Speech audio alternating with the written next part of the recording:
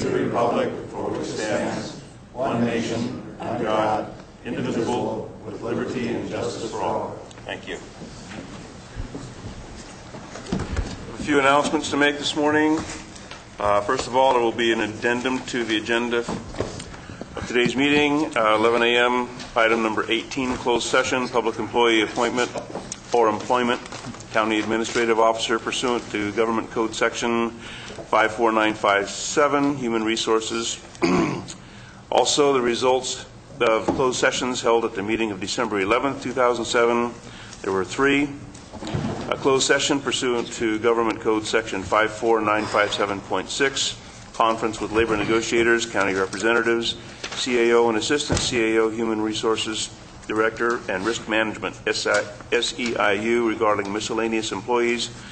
Human Resources was canceled. Secondly, a closed session conference with labor negotiator under Government Code Section 54957.6. Assistant CAO, HR Director, Calaveras County Deputy Sheriff's Association was canceled. And lastly, a closed session pursuant to Government Code Section 54956.9B1, conference with legal counsel, anticipated litigation, significant exposure to litigation, one case, county counsel, was canceled. Probably mention this again before the end of today's meeting, but just a reminder that this is the last publicly scheduled meeting of the Board of Supervisors for 2007. The next meeting will be Tuesday, January 8th at 9 a.m. after today's meeting. Oh, really? We don't meet again until January? Just the first is a Tuesday. Yeah, both Christmas and New Year's are on Tuesdays this year, so that's how that worked out. Well, thank God I'm here today. Well, thank God, yes. Okay, we'll move on to the consent agenda. Consent agenda items are expected to be routine and non-controversial. They'll be acted upon by the board at any one time without discussion. Any board member, staff member, or interested party may request removal of an item from the consent agenda for later discussion. Any board members? Any staff member wish to remove an item? Any member of the public wish to remove an item from the consent agenda? I'll entertain a motion. So moved. Second. All in favor? Aye. Any opposed? Motion carries on a 5-0. We'll be in recess for 6 minutes. Feels like an old day with TVs and you turn them on the tubes. It's like get the old vacuum tubes had to warm up for the radio. Okay, folks, call the meeting back to order. We'll move on to item number 5, public comment. Any member of the public that wishes to address the board on an item not on today's agenda? Hi. Hi. Kathy Borland, Executive Director of HRC. We're here today for a couple of things. Number one, we're here to invite you to the actual groundbreaking of the new HRC food bank, which has been in the making now for over 3 years. We're going to be breaking ground on Thursday, yes, in the rain, under a tent, and we'd like you to come, bring your boots and your umbrella. We actually have flyers here for each one of you to remind you that it's being done. While it's being done in Bill Claudino's district, it will be serving folks from all of your districts. The food bank serves approximately 800 families a month, and we've been doing business since 1982. We've planned this building. We're going from 1,700 square feet to 5,000 square feet, with the hopes of becoming a second harvest distributor, which means that we can get more food and serve more people. One of the issues we have as the food bank is that we're not able to serve as many folks as we can because we don't have enough space. We don't have enough refrigeration, and we don't have enough storage space. So having this new food bank at 5,000 square feet will enable us to do that, but it'll also enable us to become part of Second Harvest, which means that we can now get food at a really, really, really reasonable rate. And we're very excited about this. We've been planning this for 3 years, and we'd like you all to come out and be part of it. It will be in the rain. It's at 1:30 on Thursday. I guess the rain is a good thing for most things right now, but I guess building it's not. But the other thing we're here to tell you about, I want to introduce to you Billy Westernoff. You all know Billy. Billy is the program director of the food bank and has been for many, many years, and you probably all know her. I see you have her pen here still that you're still using. Billy comes often and tells you a lot about the food bank, what's going on. She comes and talks to you about nutrition and all kinds of things, and Billy's very, very excited about this because she'll finally get to fulfill her dream of serving more clients and serving the need in Calaveras County. But also we'd like to invite you. Tomorrow is Santa's Express Distribution Day. This is the day that all the distribution to all the families in the county. And if you've never been to this, I really urge you to try and stop by. Between the hours of 9 and 3, they'll be distributing. And if you want to see the true meaning of the holidays, I really urge you to do that. That's at the town hall? At the town hall here in San Andreas. And they'll be distributing all the toys. They'll be distributing clothes. They'll be distributing all the food for families. So please, if you can stop by between 9 and 3, please make an effort to do that. It's really heartwarming. All the donations and all the volunteers in the county, what this county does for folks in need. So I urge you to do that tomorrow, but also to come on Thursday to our groundbreaking. Thank you. Congratulations, and thank you very much. And thank you. The county was very generous with a lot of we got a CDBG fund, and we also got some other funds. So it's through your generosity and the generosity in our community that we're doing this. So thank you. I need to write this on the record. This is the first Board of Supervisors meeting I have where I haven't said anything in the You had it right up until the end, Billy. Thank you. And of course, our generosity is in part because you come here and just hammer us and hammer us and hammer us for money. Good job. Thank you. Dennis Downham, Sheriff. I just wanted to advise the board of, I know we sent emails out, but I wanted to let you know what went on last Thursday morning in Sacramento with the Corrections Standards Authority. We went there, made a presentation, and with the assistance of Senator Cox, Assemblyman Barry Hill, Senator Machado out of San Joaquin County, and Paul Smith from RCRC, the state agreed to allow us to apply for up to $30 million for our jail project. So since the citizens of Calaveras County approved Measure J, the state has moved to the point we needed them to move to. It's really up to us now. I think we're in great shape for it. And as we stand here today, I mean, other outfits might catch up, but with the points they've allocated for the reentry facility, right now San Joaquin County and Calaveras County are the only two outfits in the state that have any way of achieving maximum points on the process. So we're in great shape. It's up to us now. Go ahead, Nate. Sheriff, tomorrow you have a reentry meeting in Sacramento. Yes. And part of that is the mental health services that the county is going to be required to do, as I'm understanding that. And we're not required. to those people but coming back to Calaveras? They want us to be able to provide a continuum of care, basically, for people with mental health and drug and alcohol problems when they come out of the reentry facility, so they can transition back into the county. But Jeannie and I have talked considerably about this, and we're both in agreement. These are people that are coming back to our county anyway. It's best for us to make contact with them before they get out. Jeannie will. The state has promised that there is going to be a good evaluation process for these folks, so we'll have a better idea of what kind of care they'll need once they get here, and it just makes sense, quite frankly. Will the department be going with you tomorrow? Yes. Thank you. Okay. Thank you, Dennis. Any other member of the public that would like to address an item not on today's agenda? Hello. Hi. Some of you recognize me and some of you probably don't. But my name is Becky Hanna, and I'm owner of the commercial building on Cosgrove Creek at St. Andrews and Highway 26. My concerns are regarding flooding within that area. Still, there has been much discussion about the red-legged frog and working with different government agencies to try and address the vegetation and sediment problems in Cosgrove Creek.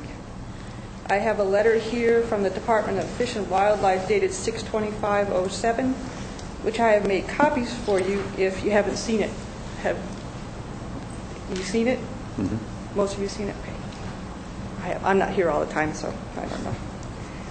The last time I spoke with Mr. Houghton, which was just before he left his position as Public Works Director, as far as I know, in my discussion with him, nothing had been done to address this invitation from Fish and Wildlife to come up with a plan to selectively remove vegetation from the creek, not just go in there and strip the area. In this letter, it was also stated that there should have been no development within 50 feet along the creek, which I see as a huge blunder by the county. My building shouldn't be there, the 10th Green Inn shouldn't be there, along with many other homes, commercial buildings, and not to mention, once again, Gold Creek Estates, which move tons and tons of dirt along the creek and into a federally protected riparian habitat. But here we are with this huge problem, as was once again stated in the local paper just recently.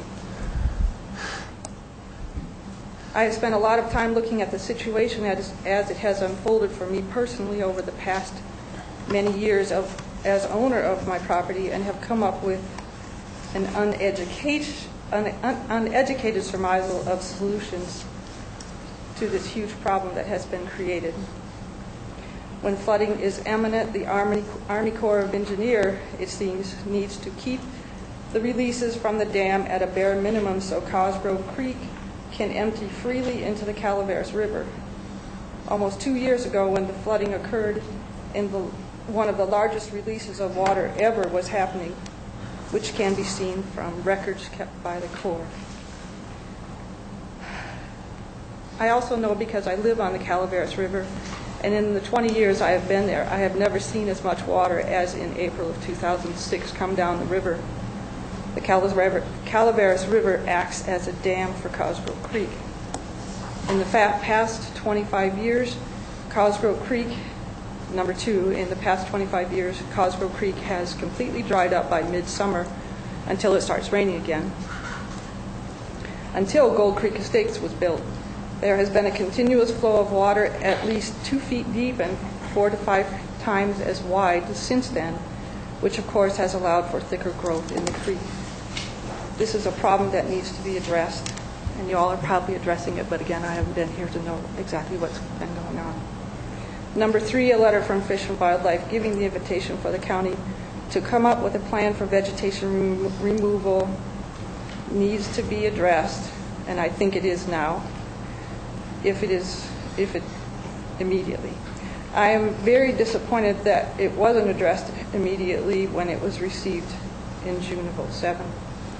As a side note, FEMA just this year designated the area my building is in as being in a 100-year floodplain, and I think that's due to all the building that's been done around the creek. Thank you for listening, and I hope we're all concerned that this disastrous situation can be rectified very soon without years of study, which began back in 1999, according to a report I have from the county government. Thank you all for what you have done and for what you will do for the county, and Merry Christmas, and may God bless you all. Okay. Your comments are all valid and right on the point. Becky, I know you've been here before, and comments were valid then as well. After the floods of 2006, as you may know, we did allocate the funds for the routine channel maintenance down there, and we have had a difficult time with not all agencies, but some, and at this point I believe we are still not online with the Corps of Engineers and their 404 permit. They say it is being evaluated and coming, but as far as the county is concerned, we have that money set aside to do the routine channel maintenance, and we're anxious to do that. We're trying to get the federal government, specifically the Corps of Engineers, to issue that permit. They keep saying it's coming. The Department of Public Works is working on that. The application has been made, and hopefully that will arrive soon. Once with that permit is issued, we are ready and poised and funded to go in there and do what we are calling routine channel maintenance, and that is to get the debris out of that creek so that if there is excess water comes down there, it can flow. Later today, this board is going to consider our lobbying group, the Ferguson Group, priorities in Washington, D.C. They lobby for county issues. And we have as the first item, the project is the Cosgrove Creek Flood Control Study, which is going to be a long-term, hopefully long-term fix for flood control and environmental restoration down there. And we're requesting $800,000 from the federal government in this next round. So we're as anxious as you are. And so we've made it our number one priority for this in the county. Thank you. So hopefully we'll see some result. Do you know if, in the letter, the Fish and Wildlife asks for a plan for vegetation removal? Do you know if that has Not been until we get the permit to started? do so, yeah. No, but they're asking for a plan. That will be part of the bigger Written out project to when do they when they do the flood control and environmental restoration. That's what this $800,000 is for. This is for the development of that plan, or in part, our part of it. Okay, good. Mr. Chair, maybe I could just Yeah. add that literally there's a meeting going on at CCWD right now with the Corps of Engineers and county reps. Were it not for the board meeting, I would actually be there, but Mike Miller, Public Works Mike Miller is there, and a lot of these topics are being discussed right now. So it doesn't solve your immediate problem, but the county has not lost focus on it, and as Bill said, has set aside money to deal with it once we get all the permits. At this point, we still don't have all the permits from the federal and state agencies. Do you know if is the Corps somehow involved in this whole Yes. plan, the Army Corps? They are at the core of the issue, pun intended. The core is at the core. And I don't know how much interest or free time you have this morning, but as Mr. Harrington said, that meeting is going on. It's a public meeting, and it's going on right now. It's not? It wasn't told to me it's a public meeting. Oh, okay. Maybe it's not a public meeting, but they are. What I was going to suggest is I'll have Mike Miller of Public Works contact you Okay. since you don't know what's gone on or not gone on in the last period of time, and That's good. have him bring you up to date on that. Could you leave your contact information then? I left my name and address. That's Okay. perfect. I have a phone number, or? If you could give that to the board clerk. Well, she's got it on the sign-in. She's got it on sheet. the sign-up sheet. If I could jump into this discussion here a little bit.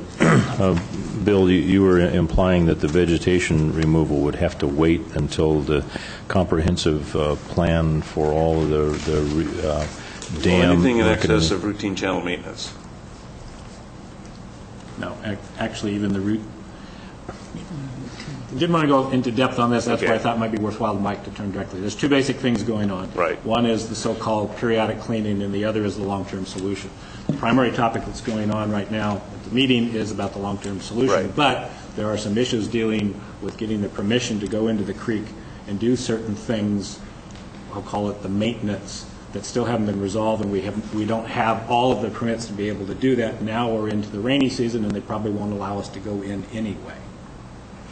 Correct. So, but that's what I'd rather have. Mike knows the details, and Mike can pass that on. Okay. Thank you. Thanks. Is there anyone else who would like to address the board this morning on something, any issue not on today's agenda?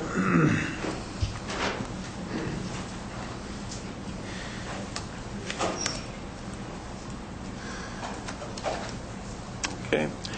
I'll move on to item number 6. This is will be discussion of possible action regarding resolution establishing new fees for on-site sewage, Department 55 Environmental Management Agency. Brian? Good morning.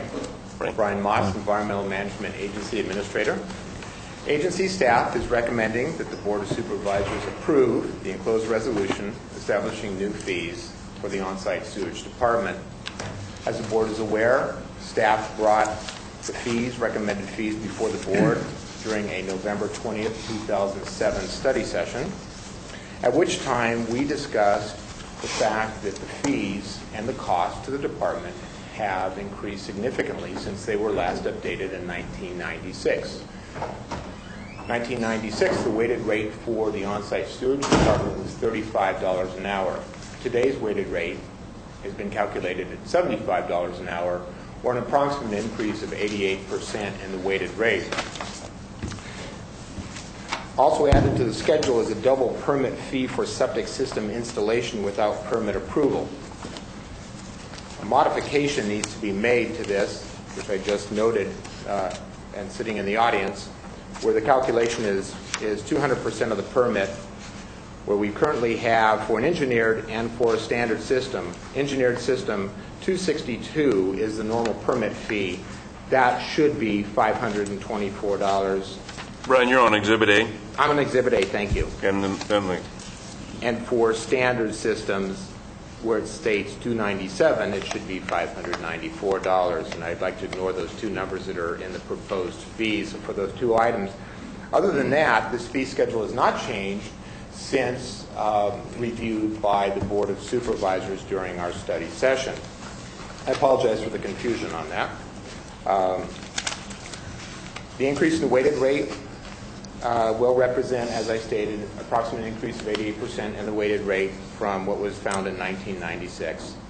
And with that, I will ask the board if you have any questions. okay, any questions from the board? Yes, I have a few. Sure. Brian, going back to that 200 permit, the 200% of the permit fee, in the active fees column, you said take out the 262 and put in what? The 262 would actually would be a double permit of 262 would be $524, not the number to the right of that, which was $750. And then the 297 right below that would actually be $594. So it's a double permit fee as recommended by the Board of Supervisors during the study session, and I just wanted to correct that while we were speaking of this. Yes. I'm still a little confused on this because it looks to me like what you've done is you've doubled what the new proposed fees would be. I'm sorry. Okay. That relates to the line 4 and line 5, and you're doubling that. The numbers you just gave us to substitute for that would double the previous fees and not be 200% of permit as outlined on Exhibit A. So you are correct, Steve. I think you might have been right to begin with. You are correct, Steve. That was my error. I was looking at this and I looked at my active fees thinking that was my proposed and thought, oh dear, that's an error. So, but it was a good mathematical exercise. Correct. Thank you. And so actually, but while we're there on Exhibit A, I would like to state that you do note what those fees would be if they are doubled to the new fee schedule. So we don't have that occur very often. But occasionally we will get a report from the community that somebody is installing a septic system without our knowledge. So again, as recommended by the board, and we certainly agree with that recommendation. Is this Exhibit A going to be replicated at your counter? The reason I'm asking that is I think that it's worthwhile to put over here, like in parentheses, you've got this permit system without permit is a 200% of the permit. I think that you should clearly draw reference to the fact that it is a penalty. And it's a fine. Absolutely. Okay, so put in dash penalty or parentheses penalty. Absolutely. And these fees will be at the front counter, similar to the way we have the environmental health fee schedule posted as well, so that everybody knows where they're at. And of course, the public can come in and ask questions and review them as well.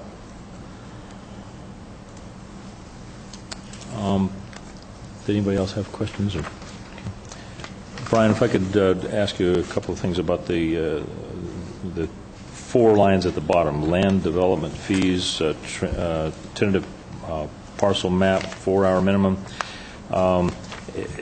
Just for my own clarification, is this something that a developer would pay in addition to the regular fees at planning?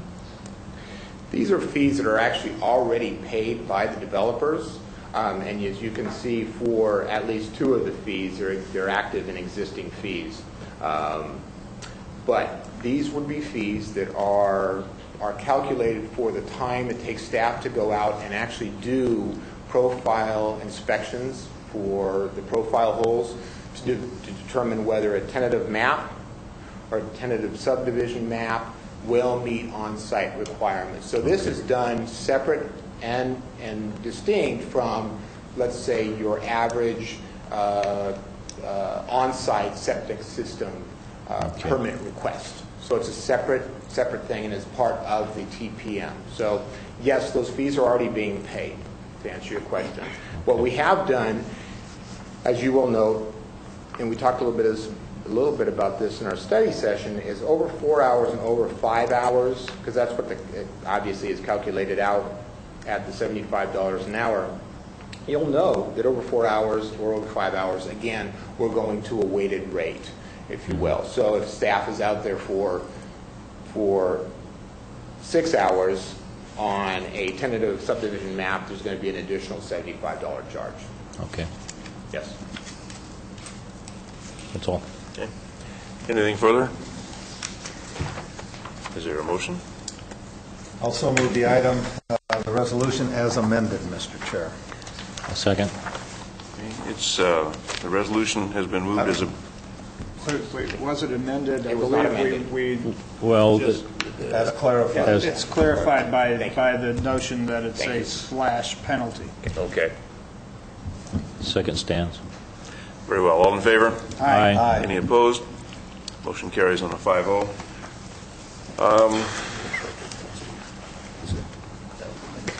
Okay, we're going to take a short break, folks, recess for about 5 minutes. Hold on. Yep. Okay. Call the meeting back to order. Thank you for your patience. Item number 7, discussion and possible action regarding a resolution authorizing a draw from contingencies for an unanticipated expense in repair of the county weight truck, along with a budget transfer in the amount of $8,623 in conjunction therewith. This requires a 4/5 vote of the board. Brian? Good morning, Brian Moss again, Environmental Management. Agency staff is recommending that the board approve the attached resolution for a draw upon contingencies in the amount of $8,623 to repair the county's weight truck to correct health and safety issues that were found with that vehicle. Staff recently had the vehicle evaluated by a company down in Oakland, actually in November of 2007. Unfortunately, the inspection led to unforeseen comprehensive list of items that need to be addressed that are OSHA concerns, in other words, safety concerns. Upon board approval, a draw upon contingencies will allow the department to make the necessary repairs to the vehicle to correct these health and safety concerns and issues so that the vehicle will be available for use in the spring. Questions? Does administration agree with this? We've had several discussions before it got to this point. And my comment originally was in the context of it better have a direct tie to an issue with a critical vehicle that was found after the budget. So to that degree, I don't have any objections. It does not negate the fact that you could also make the argument that this review of the truck could have occurred 6 months ago and then been part of the budget. But I think given where you are at this point, I don't object to it. I think the message would be to everybody, things like this, short of an engine going dead on you, you can anticipate most things with heavy vehicles in advance and budget for them accordingly. Might I ask what the health and safety related repairs include? Actually, I have staff joining me today to answer those specific questions. Good morning. I'm Sean with the Weights and Measures Department. And we took the truck down because we had numerous leaks on the truck leaking hydraulic fluid. The hydraulic fluid at the rams were leaking and also down around the pump. And so we thought that we'd better have someone take a look at it. We thought they would just have to repack the rams, which, as I understand it, is not a very expensive repair. But they found other things, welds that had been done on the crane itself that were not certified welds. There were no documentation for the welds.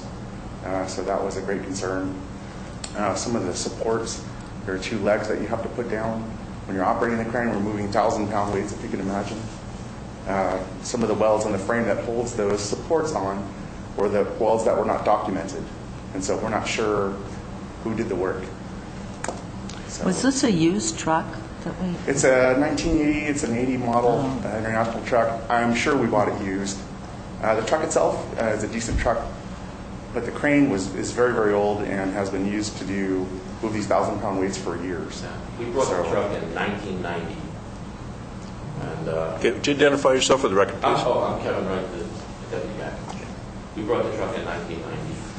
And looking over the records in the past, it hasn't had a huge amount of repair done to it over the years since 1990. It sits out in the rain a lot, and we only use it seasonally. So some of these repairs could have been done earlier, but it came of concern to us.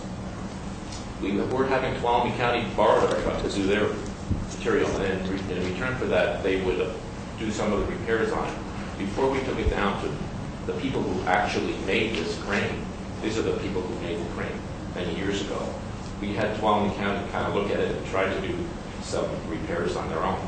But after those repairs were done, which were for free, we still had our safety concerns because they didn't work.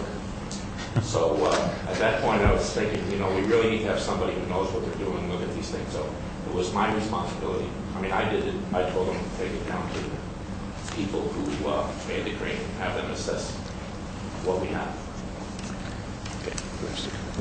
This raises an issue that is one of my pet concerns in this county. I feel like we're playing Russian roulette with our fleet, and that when we talk about leaking hydraulics and bad welds on equipment of this nature, we're really playing with some pretty serious business. We need a fleet management system that's universal. We need to make sure that every place we go is legitimate for repairs. We need a system. I wouldn't want to blame the department for our lack of a fleet management system, but I would certainly encourage your support of that notion, and as well as other departments with fleets, so that we can finally get this kind of thing. It's inefficient. It's sometimes dangerous. It gives different kinds of approaches to different kinds of management, and often we don't get ahead of things. We're just reacting to catastrophes. In a budget situation such as we face next year, the more things we take out of contingency, the more difficult life is going to become for our next round, our next budget round. I support this, but only not because it's evidence of good policy, but until we get something that is a fleet management system, this is what we're going to have to be dealing with. The last time I spoke to you people, we did mention that we needed extra fees for the weight truck itself, and for the farmers who use it, they now pay $200. Before it was $20. So we had an inkling that we didn't have a piece of equipment that was in top-notch shape. Given the nature and the description of this, that's probably not an argument that's helping you out at the moment. Are you going to make a motion? I will make a motion Thank to you very support much. this in the spirit that I just spoke. Second. All right, the resolution has been moved and seconded. All in favor? Aye. Any opposed? Motion carries on a 5-0. Thank you very much. Thank you. Thank you very much. Moving on to item number 8. Public hearing and possible board action regards approval of a resolution allocating funds from housing rehabilitation revolving loan account to the rental security deposit revolving loan account in the amount of $25,000.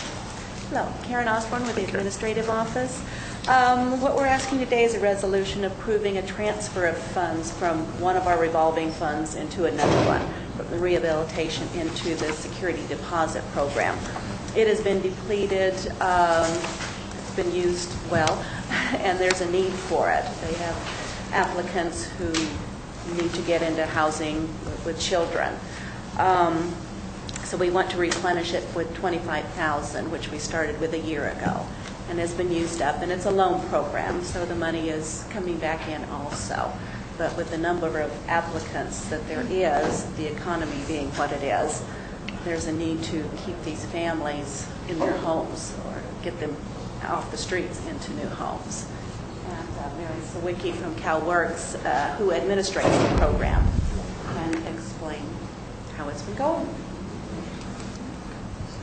Good morning, Supervisors. Mary Sawicki, Calaveras Works Human Service Director. In the first 9 months of this program that you previously approved, we were able to serve 28 families utilizing $24,000. We've already received over $4,000 repayment since that time. At present, we are hoping that you will approve the transfer because we have 2 families.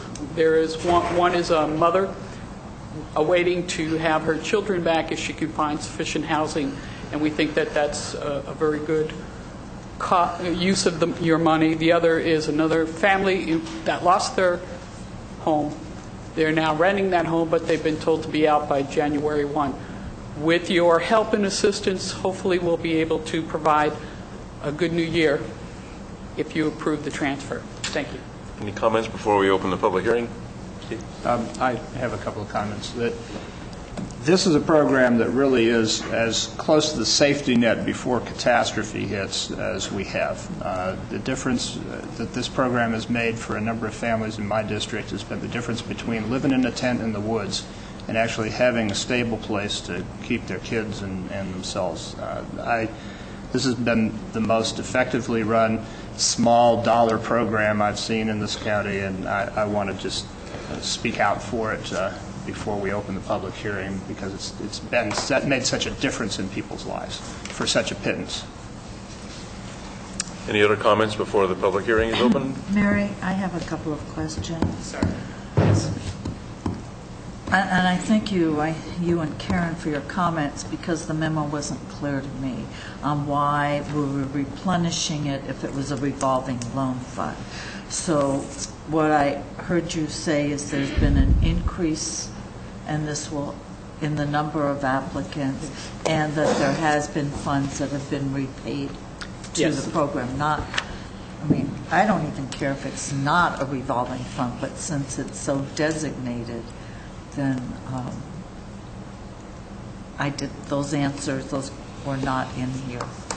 So that is why we're going to a replenishment. Is that correct? Okay, thank you. Anyone else? Okay, at this time we'll open the public hearing. Is there anyone present today that wishes to testify in this public hearing? If so, please stand and be sworn in by the clerk. Apparently not. Therefore, we'll close the public hearing and bring it back to the board. I would like to move the adoption of the resolution approving the allocation of funds from the Housing Rehabilitation Revolving Loan Account to the Rental Security Deposit Revolving Loan Account in the amount of $25,000. Second. All in favor? Aye. Any opposed? Motion carries on a 5-0. Moving along to item number 9, public hearing and the introduction of county ordinance repealing and reenacting Chapter 15.04 of the Calaveras County Code and adopting by reference the California Code of Regulations Title 24, 2007 edition of the California Building Standards Code, along with a resolution establishing fees for building permits. Good morning. Stephanie Morano, Director of Community Development. The state adopted new codes, which we are required to adhere to. This is our local ordinance to adopt. It's the first reading today, waiving of the reading, I hope. To adopt the local building codes, there are a few changes to it that are historically within our codes. Mike Rodriguez is here, who drafted this ordinance from Interwest Associates. If you would have any questions specific to the codes themselves. There is one change to the ordinance in the back that we need to make since we didn't get it on the agenda in time for it to take effect January 1st. It'll take effect 30 days from, I believe, next week. However, the state codes are in effect, so regardless of whether these are adopted or not, the new codes will be in effect on all building permits. What we're doing in order to help the local building contractors get used to these, because this isn't just a normal amendment that's happened over the years. This is an entire new set of codes. We will be holding workshops in the beginning of January. Our staff has worked with Tuolumne County on what they've been doing over there, because they've already started their workshops to follow along there. We also will be accepting building applications up to the last date, which I believe is the Friday before December 28th, or 28th, is if there are a few things missing in a building application that are not really of issue, we'll go ahead and accept it so that people don't get rejected and have to go under the new codes. But it's important for the contractors to work with us and contact us ahead of time to make sure those are things that we can accept. For example, if the Title 24 isn't quite done yet, we can go ahead and accept the plans. They can submit the Title 24 within a week or two, then that'll be okay. Any comments from the board before we open the public hearing? We're going to be introducing it today, but we don't meet till January. Yes. So so then it will take effect unless it was an urgency ordinance, which we didn't advertise. It would take effect 30 days after we do the second reading. However, the codes will be in effect by the state January 1. Jim? State overrides. Jim, I mean, we introduce, assuming we introduce it today, but we introduce it and we don't adopt it until January, should we be taking other action? Well, what's been said is correct. It'll be effective 30 days after it's adopted, sometime in February. Somewhere around February 8th. If the question is whether there's any urgency, I don't think so. I think that the building official certainly has enough discretion to start enforcing the new code in view of the fact that this has been adopted. Even though we haven't adopted it. It's being imposed. Introduced today. It'll be in a status of being introduced but not yet formally adopted. So I think that the current plan is fine. And the fees that go with some of these transactions are to come in on the 8th. Is that the expectation? Hopefully we'll have it done by then. The staff has been working. We actually paid Permits Plus to pull some specialized reports for us to try to get the information the contractor needed to finish the fees. We've been working with the CIO's office. We may have to do a waiver of responsibility on the fees because it's a reconciliation issue that's causing the hang-up. But if the new fee schedule is not done, which we anticipate it will be, we would be adopting a resolution of the old fees, and the new fees would come in a separate resolution after that. But hopefully we'll have the new resolution at that time. This was provided to the Builders Association for review, and I do not believe they had any comments back by email. I don't know if anyone here is representing them today. Is there, I mean, the Builders Association's really this small group. There are a lot of builders in the county that don't go to their meetings. Do they get it out to all the builders in the county? I believe they have a pretty wide distribution, but we also had it published as a public notice, legal notice, and most of the contractors are well aware of the new building codes at this point. Okay. I have questions, but I don't know if you want Stephanie, to wait till what's before us is basically what new state code imposes on January 1st. Yes. To be administered commencing January 1st. Basically, yes. And it makes old stuff consistent? What we have currently right now would not be consistent? We had some local changes, I think, to the length of permits or things of that nature that I believe that we're adhering to allow people greater length of time. But for the most part, it's just the state code. Because if it's not just implementing state code, if there's discretionary items in here, then I think the discretionary items need to be highlighted so we can have a discussion on those. But you're saying within here there's not discretionary items. I'm going to have Mike Rodriguez with state code. come up if you would. Okay. While he's on the way up, I want to go back to Steve's question on the fees. I think it's very imperative that those come sooner rather than later.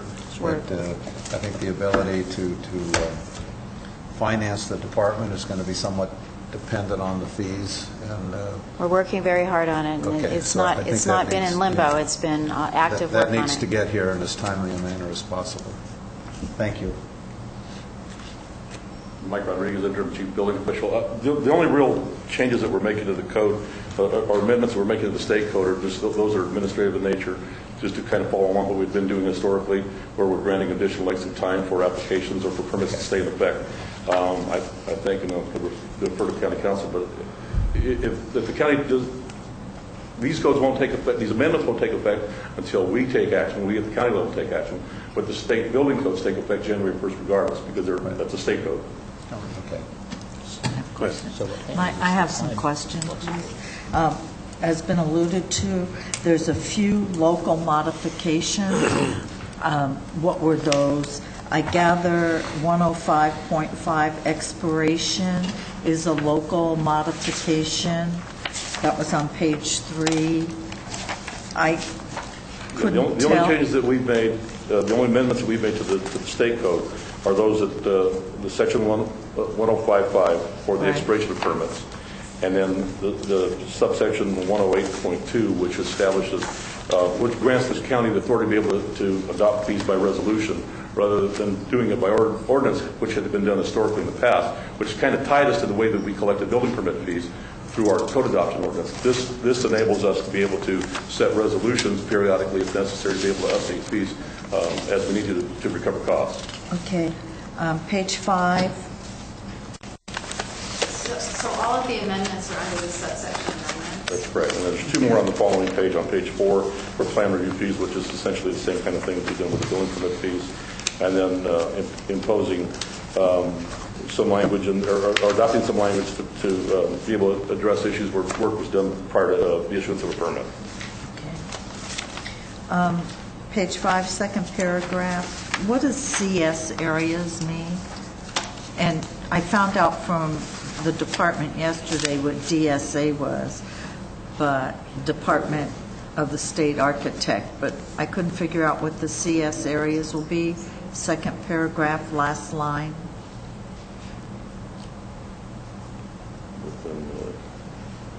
For sites within the CS areas.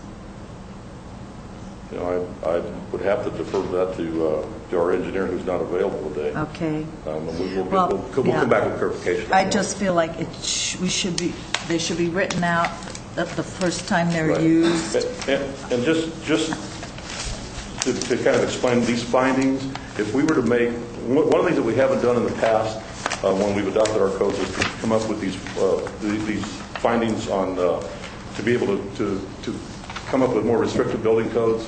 So we just went ahead and included some of this language in our code so that in the event in the future we want to make more restrictive codes, then we'll have the climatic, geographic, and topographical climates that the State Building Standards Commission requires for us to do that. Really, these are somewhat irrelevant because we're not making more restrictive codes in our county. We're just adopting the state codes. Okay. But we needed to kind of go through this exercise of having this language in our code. This is technical. Okay. I have another one talked to, in fact, in the building department yesterday, a contractor, and he said he believed it was under Part 2 of the building codes because I asked where it was, that there were things that were being required that are not available, and I asked for examples. He gave me the venting of soffits and foundation vents, and they can't find those parts. And the other, he said decks, that they have to be like a Trex versus wood, and that's a high fire danger. Now, it's just one contractor, but could you comment on that and what our policy will do? There is a new chapter in the building code dealing with wildland-urban interface. Coincidentally, we attended some training yesterday in Sonora, and we're going to be holding some internal training to be able to get ourselves up to speed on those particular codes.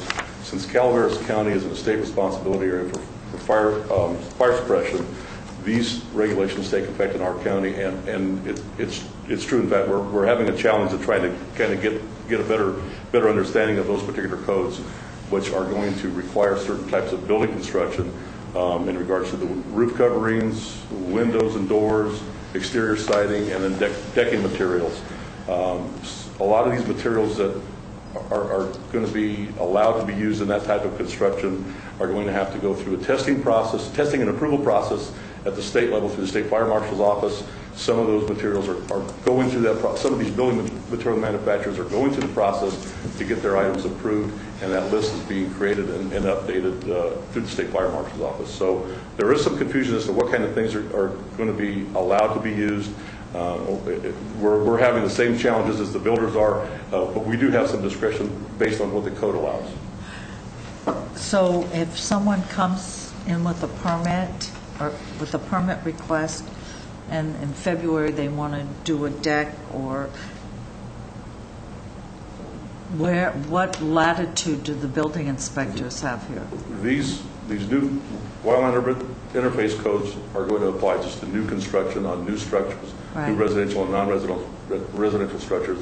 It's our understanding, and what we've been being told by the state fire marshal's office, that on just additions or just decks that are going to be constructed on existing buildings, these regulations won't take effect, so we'll still be able to use the standard building materials that they currently use. But if it's a new new house, building, then they can't use redwood? Then there's certain types of materials that they may or may not be able to use depending on how they choose to build that structure. Okay, so then getting back to manufactured parts are not yet available, or what latitude? The code does grant the building official the discretion to be able to accept certain materials provided they meet the intent of these new codes. So depending on what's being proposed, there may have to be some modifications or some changes to the way they actually construct the building, but they'll still be able to use a lot of these existing materials. They just may have to install them differently than what they're currently doing. So in the wildland urban interface, the codes are going to be different than maybe in the western end of the county? Actually, because Calaveras County is virtually entirely the state responsibility, okay. Those codes take effect in the entire county. Okay, thank you. One of the things I'd add also, Maria, is when I was at RCRC, these whole regulations dealing with building materials and within that interface was very much a hot topic, and RCRC was involved with it.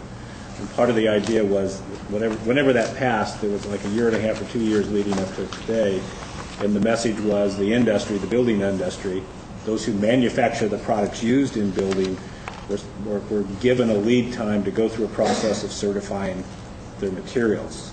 Now, the question is, to what degree have the manufacturers out there and done that? The thing that I so clearly remember was the discussion at one hearing wherein the issue was the ability to use traditional redwood in the construction of decks. And I so literally remember what is now CAL FIRE rep saying, there will no longer be wood decks. We'd rather have people use the plastic material because we'd rather have the material melt than burn, which I thought was an interesting concept. But at least what I heard of that, and I just don't know how it's evolved in the last year and a half, you're going to have a lot different building materials used in our county. That's my take. That's correct. And just to kind of go on what you were saying, is that some of these manufacturers have already gone through the testing and approval process, so they do have their materials tested. Others are scrambling around now to be able to get theirs on that list of approved products that we're going to be able to at least be able to refer to when we allow these types of construction to take place. But in the case of decks, for example, they may not be able to use certain types of redwood deck material, but unless they use a thicker type of material. Because the new codes are going to allow the use of heavy timber in those applications, so that they may have to use a thicker decking member than they're currently using to be able to comply with the new codes. Yeah, the joke was you're going to have to use 4x4 decking. So there is a certain amount of truth to. I guess the point I came out of that, and in fact, a little side note here is, I asked the department the other day, I'm putting an addition on my garage, and can I use the same plywood I've used before? And the answer is we don't know if the material's been tested yet. There's going to be a lot of confusion here, but it's not just a county situation. Right. That's what I want to make everybody aware is it's a statewide change that's going to occur particularly throughout the foothills, because we're all in the SRA areas for the most part. Just a sort of one generic question. Is this happening throughout the United States? That states are going to the International Building Code? Yes. In fact, California is one of the last states to be able to adopt the international code. We've been kind of in an old, outdated uniform code since 1997. So this is finally getting California kind of up with in line with the rest of the country. Thank you. Thank you. Mr. Rodriguez, I have a couple of questions. First of all, going to page 4, that the paragraph 108.4, I'm curious about when the work starts before a permit is issued. It says that it shall be subject to an investigation fee. Wouldn't it be more appropriate to say will be? I mean, don't you always charge that, or is it arbitrary? Typically, the codes are written using the shall word rather than will, just what we've been accustomed to using. But effectively, what this is enabling us to do is to double the permit fee when work is done without a permit. And then that'll all be spelled out more clearly in the fee resolution that we bring forward to you. But we're just using the same kind of language that's been historically used in all of the building codes by using that shall word. Okay, but in your mind, it is a mandatory Yes. fee?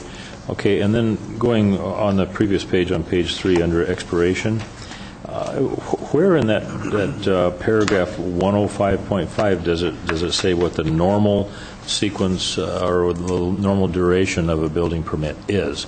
And it talks about extending it if necessary, but shouldn't it say that it's 18 months or whatever? Typically, the permit is valid for a period of 180 days. Some jurisdictions will go ahead and change that and spell out a 1-year period of time for the permit to be valid. But I think what we've done with this language here is it gives us the authority to be able to grant extensions in 180-day increments, and we can do that repeatedly as many times as we feel is appropriate for that particular permit. So rather than tie it to a specific period of time, we have some discretion to be able to allow permits to at least go on for a longer period of time if necessary for that particular application. So if you come in to get a permit for a single-family residence, the expectation is you could get it built in 6 months? The expectation is that it usually needs to be the construction needs to begin within the first 6 months. Okay. And then as long as they're continuing construction with that, then that period of time gets extended each time an inspection is made. Okay. Steve, you have one? I have one. If I could just clarify, this is just for if there's a suspension of activity on the permit for extenuating circumstances that it can't call for an inspection, then we could grant an extension. I had one question also pertaining to the work commencing before permit issuance 108.4. I understand the one-time, the owner-builder situation. But when we have the occasional builder or developer that decides that it's worth the price of business to just go ahead and do things and does that willfully and repeatedly, is there any kind of additional incentive not to do that is possible within this? I see this as conceivably on a grand scale sometimes being advantageous. At least some people might perceive it that way. There's language in the building code that does grant us some authority and discretion to be able to impose other fees if necessary. When we bring our fee resolution forward, my hope is that we have some of those things spelled out more clearly so that it does identify when we have those types of actions taking place where a certain individual will repeatedly not comply with our codes, and we'll have some teeth in our code and in our fee resolution to be able to impose additional fees if necessary. All right. Well, let me repeat something I've said often in other fee situations. I'm very interested in not having regular folks on their one-time thing carrying the burden of the departmental endeavor. And in order to do that, my view is that the people who are most violating these things are the ones that should be paying a disproportionate percentage of it. So I would hope that you'd get very specific about those in the fee schedule and that it would be a disincentive to go that route. That's what we're hoping to be able to do in our fee resolution. We also have the option of turning contractors into the contractor licensing board for failure to obtain permits on a regular basis, which is their livelihood. So that is another consequence. If we find repeated activity, we would turn in complaint to the contractor's license board. Okay, anything further from the board? Okay, if this is supposed to come, if it's supposed to come back, what is the appropriate motion on? Well, I'll get the public hearing first. Okay, all right. Okay, at this time, I'll open the public hearing. If there's anyone here that wishes to give information or testimony regards Item number 9, would you please stand now and be sworn in by the clerk of the board? It's very Seeing controversial. none. Okay. This time I'll close the public hearing and bring it back to the board for any further comments and/or action. Okay, I'll do it then, since Okay. nobody's jumping up and down to make Okay. the motion. Everybody awake? Wake up. I move the introduction of the ordinance repealing and reacting Chapter 1504 of the County Code by referencing the California Code of Regulations, Title 24, and waive reading. Second. And what about the resolution establishing? Oh, yes, sorry, thank you. Does anybody have a burning need to do the resolution? The resolution doesn't need to be adopted till the No, second. it isn't, because that's the fees. Right. Thank you. That's it. Okay. Is there a second? Second. Okay. All in favor? Aye. Aye. Any opposed? Motion carries on 5-0. Mr. Chairman, if I could have your indulgence for a minute, I have an announcement. Just very quickly, I wanted to let you know that as of January 22nd, our planning department will be fully staffed. The last recruitment was successful. I appreciate your support and efforts in helping us do that. And we will gradually start catching up. It won't happen all at once, but I wanted to let you know that we are very pleased. That's great. Thank you. Congratulations. Thank you for letting us know. Take a deep breath. Good work, Francine.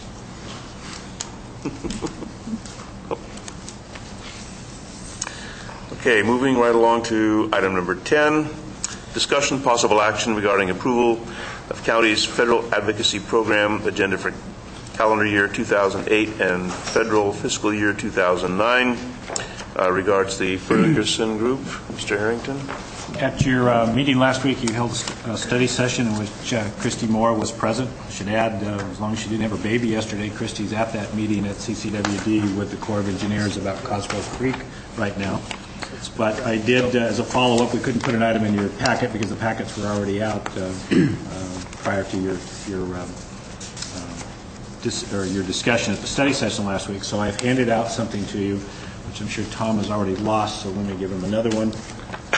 He didn't hear you. And I'll put it here for the press or the public. But it's essentially the result of your discussions of last week. I didn't lose it, I never saw it. I refer to the attachment on that Christie has broken this down into several different categories, but since it's not in the packet, I'll repeat it very quickly. Under appropriations, seeking funds for Cosgrove Creek control study, law enforcement, communication system upgrade, and safe routes to school. Under the reauthorization of safety lieu priorities, the countywide bridge repair program, and then policy and regulatory issues, Gillum Road alignment, the CHIPS project, habitat conservation planning, and adult probation accountability program. So my recommendation would be that you approve this resolution adopting this, and then Ferguson will be on their merry way. Bearing in mind, we'll be coming back to you about a board rep, which I think you were leaning towards Steve, going with Francine, Mike Walker, and a representative of the Ferguson Group, probably February, March, to walk the halls of in D.C. to help on the matter. Okay. Any comments from the board?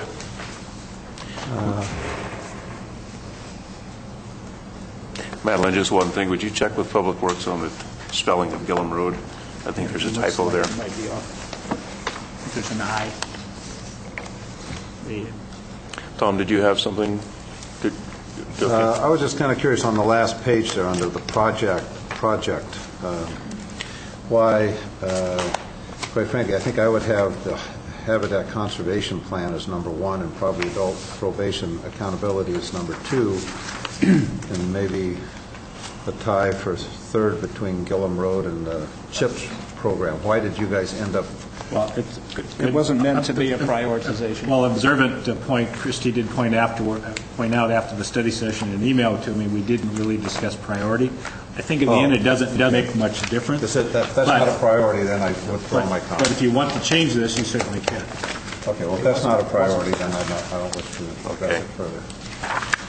And I do note Phil, the Gillum has an E in one place and an A in the other, so I will check that. Okay, any further discussion? We'll entertain a motion. I will move the minute order approving the calendar 2008 federal agenda. Second. It's been moved and seconded. Is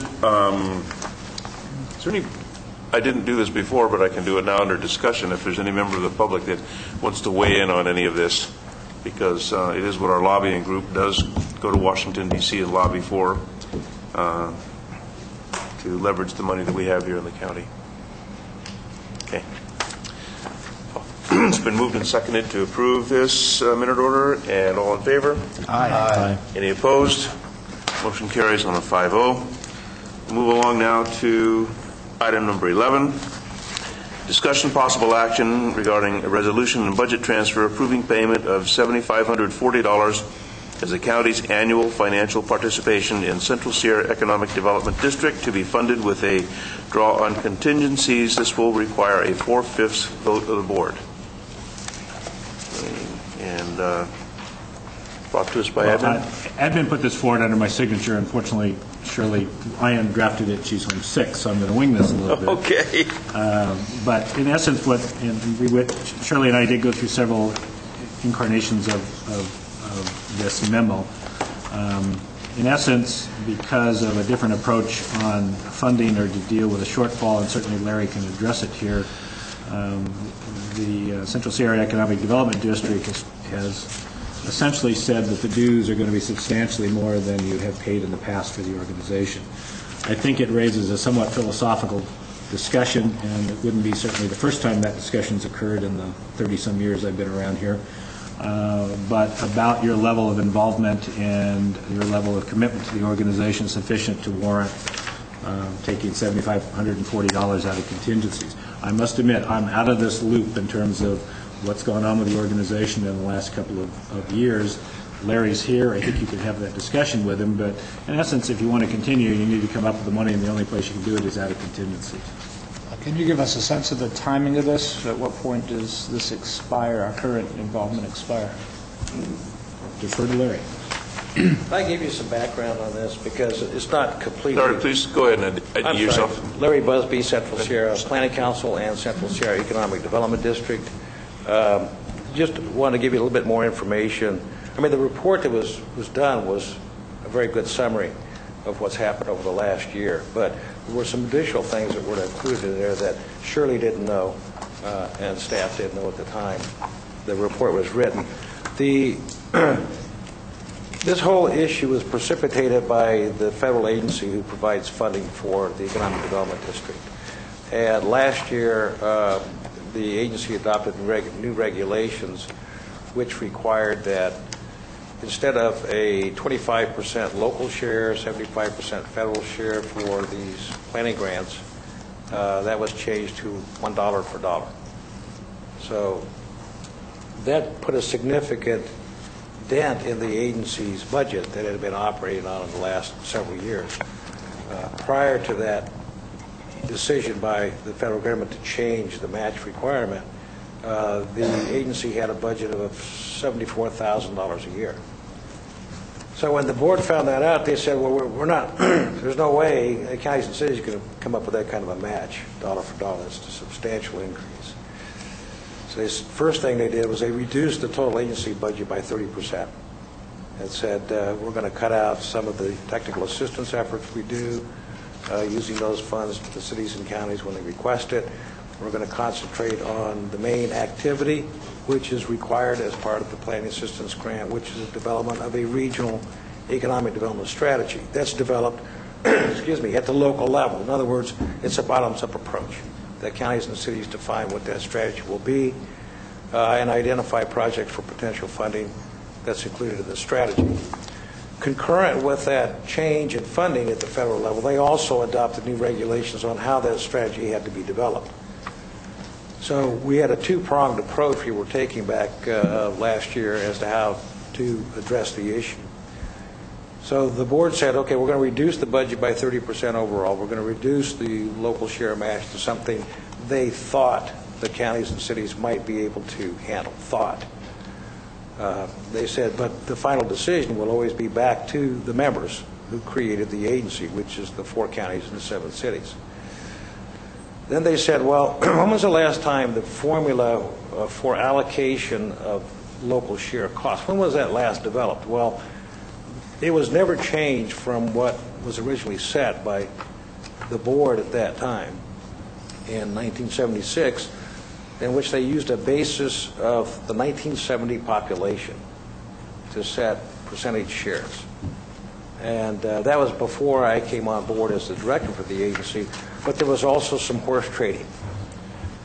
Because if you looked at the 1970 population statistics and just took percentages of the population as against the local share match, it did not equal out. For some jurisdictions it did, for some jurisdictions it didn't. There was no record at that time, before the agency was actually set up, after the Joint Powers Agreement was established, that dictated or recorded a history of how that was done. But my discussions when I first came on board was how did you actually do this? There were some jurisdictions who said, well, for example, Alpine County, we only have a population of 900 at the time. Out of the total, their share match would have been significantly lower than anybody else's other than Amador City. So apparently the representative for Alpine County voluntarily said, we'll increase our share because we're a county. And then there were some other jurisdictions who also volunteered some assistance as well. Amador County, for example, decided, well, we'll be the banker for the agency because it's required by state law. So after this entire process was done, if you looked at the 1970 population statistics and you looked at the percentage shares for each jurisdiction, you saw that there was some movement in there. So you couldn't equate it back directly to population. The board this time said, well, you know, let's take a straight approach.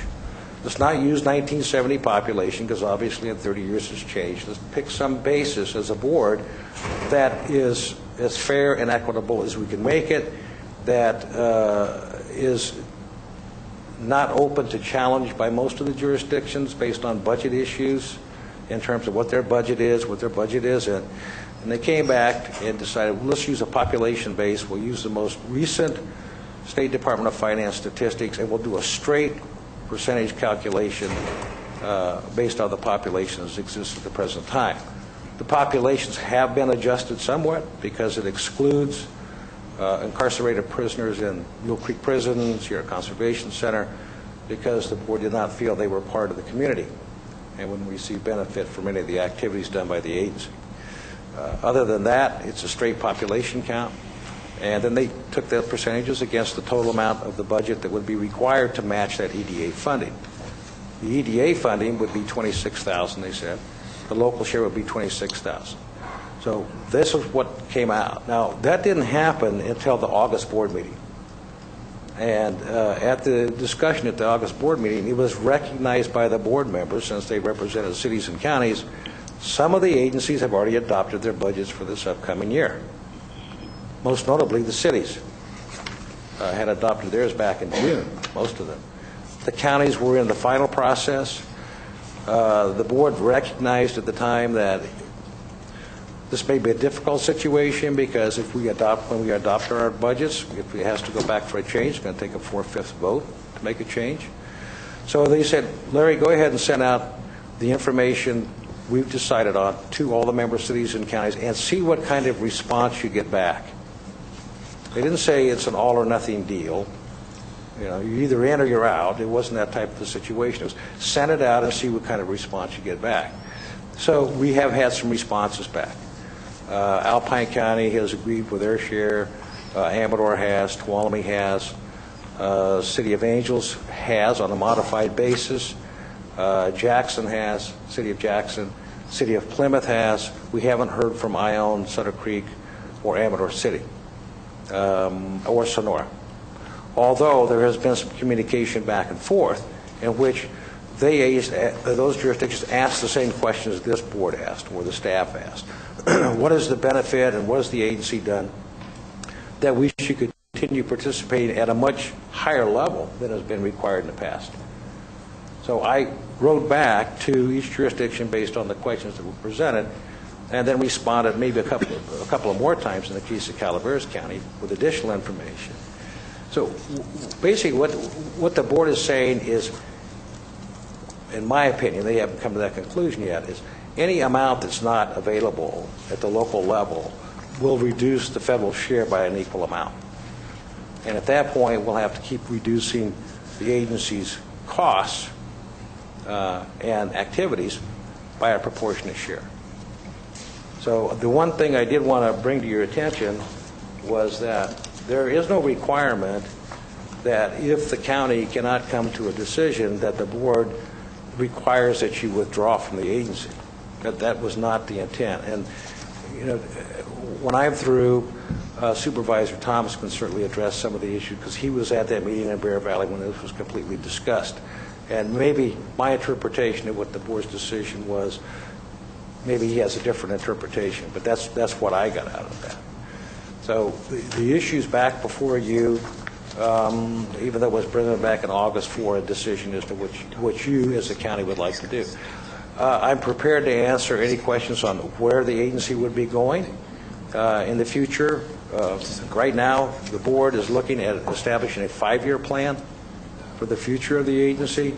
That process is just beginning at the current time. The agency is also looking at developing its strategy in accordance with the federal regulations as a bottoms-up approach from the counties and cities upwards to the regional level. And that's a process going to go on probably for the next year. Both the initiation of what the agency should be doing for the next 5 years as well as developing the economic development strategy. If you saw the report, and I think it was given to you that I had prepared for the board a couple of meetings ago, you'll see a long listing of activities the agency has done since 1973, 1976. And in reality, that was done not as a tool necessary for the counties and cities, but for the board members. Because the board said, Larry, we have a lot of turnover on this board. We have members that come out new every year. We need some kind of continuity, some kind of explanation to what the agency does on an ongoing basis. One of the issues that was brought up was, well, we see some of the programs no longer exist. In other words, you were heavily involved in planning activities in the 80s and 90s, 70s, 80s, and 90s, and you don't do it anymore. Well, the agency is driven by local requests for assistance. The agency is driven by the consumer, in this case, the consumer being a board of supervisors or a city council. If they find other ways of doing something that we did for them in the past, we don't do that anymore. The agency does not duplicate. One of the standing policies of the agency is you don't duplicate something that's already being done. Or if a local jurisdiction, a county or city, wants to do something else in providing that service they see as needed, don't duplicate that. Now, most of the jurisdictions when we first started the planning program didn't have active planning departments, maybe a planner. Brent was one at the time for Calaveras County. The cities had no planners, but they were required to meet state law for general plans, development elements for the general plan. So we filled in that function because the cities and counties said we need that service. As the time passed, over 20 years, those jurisdictions began to hire staff to actually do that themselves. We don't do planning anymore. So the agency goes back to the local jurisdictions and to the board and says, what areas of assistance do you see that you need for your jurisdiction, both regionally on a multi-county basis, or at least more than one county and one city basis, that we can provide for you. And then they identify that, and we present opportunities to them. The block grant program we introduced to the counties and cities. We introduced the home investment partnership program to the counties and cities. Who wants to participate, who does not want to participate? Some jurisdictions aggressively pursued that. Some jurisdictions said we're not interested. So instead of trying to approach it from the standpoint of requiring it, we said, well, this is the opportunity. If you want to take it, we'll help you do it. If you don't want to do it, then that's fine as well. So again, the whole emphasis of the agency, whether it's the planning council or the district, is to do what the joint powers agreement says. It's created for the benefit of its member cities and counties. And this issue arose not as a result of the member cities and counties decision, but by a federal decision made in Washington, D.C. kind of a long-winded approach, but I'm trying to summarize 30 years' worth of activity in a short response. Are there questions I can answer? Steve? I have a couple.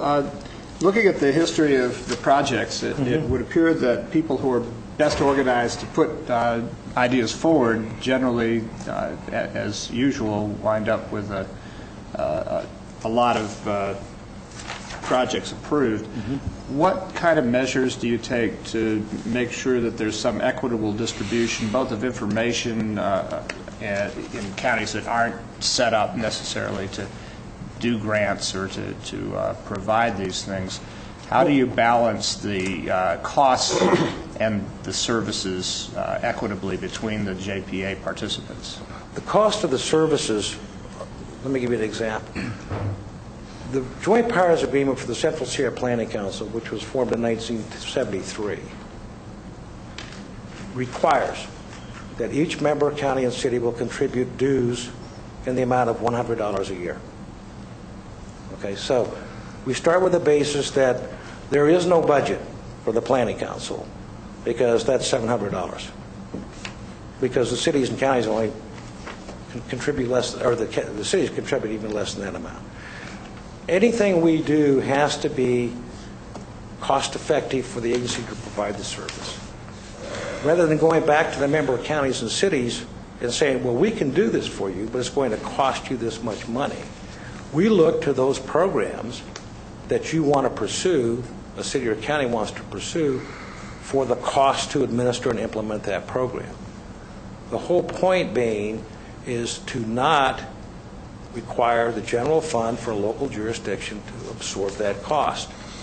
So in a large effect, it becomes self-defined under the premise that a county or city says, we would like to do this program, but we don't have funds to be able to pay for the cost to write the grant, to administer the grant, to implement it, although we see some benefit coming from this program, whatever it may be, whatever the program is.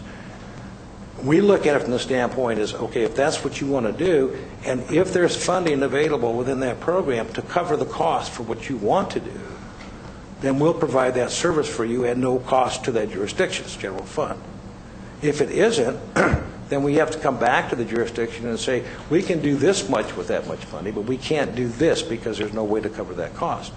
So we offer that back to that jurisdiction, and they say we either do or don't want to do it. So it becomes self-defined. Whether it's equitable or not becomes a definition of whether it's equitable for the county or the city and their desire to go forward to do it. Some jurisdictions do pay for the cost directly. Some jurisdictions say, we want this bad enough, we're willing to pay for the cost up front, even though we understand it's a competitive program and we may or may not get funded. Other jurisdictions say, no, we can't afford to pay for that cost. So we're not going to apply at all if it's going to cost us anything. So there's no equitable distribution in how you do it. It's the county or city's call whether they want to pursue that or not. And the board says, that's the way we want you to operate it, Larry. We want you to pursue it in that manner, because we understand that you don't have funds available through the agency's member dues to actually go ahead and do the activity. So the agency has to be self-funding, so to speak, except for this one issue where the Economic Development District and the Economic Development Administration has now required a match component that wasn't there before, or it was much less than it is at the current time.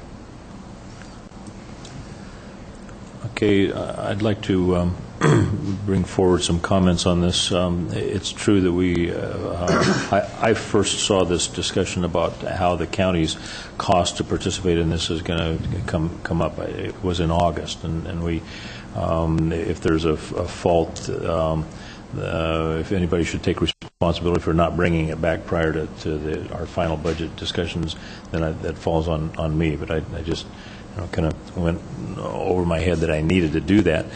But I think that the first thing that you look at on this demonstrated performance over 31 years, okay, you look at the bottom line of $40,471,834 that has come into the region and to these jurisdictions as a result of the existence of this organization, whether writing grants or whatever mechanisms that they've used, of which, if you pick out the ones that are specifically attributable to Calaveras County by definition, there's about $4,320,586 that has come in to the county, specifically to the county over that period of time. And that, by the way, is $139,000 annualized per year has come that the specific benefit to Calaveras County in the average of the 31 years. What isn't clear to me, and I've never really asked the question before, but when in this agency where the classification is multi-county, is it logical to assume that Calaveras County had some beneficial component of like, $118,000 renter housing assistance program for multi-county? Did Calaveras County receive benefits in that proposal? Yes. Okay. Whenever it says multi-county, what we're talking about, or multi-jurisdiction, we're talking about more than one county's benefit. Okay. If it's a program identifiable just for that jurisdiction, say Calaveras County, a block grant for Calaveras County, it's identified as a Calaveras County project, not a Calaveras and Angels or Calaveras and Tuolumne project. Whereas multi-county, we're talking about more than one jurisdiction being involved. Specifically, the program you're talking about is we operate that rental assistance program in 3 counties, Amador, Calaveras, and Tuolumne. So the proportionate share is based on the number of vouchers available for each county.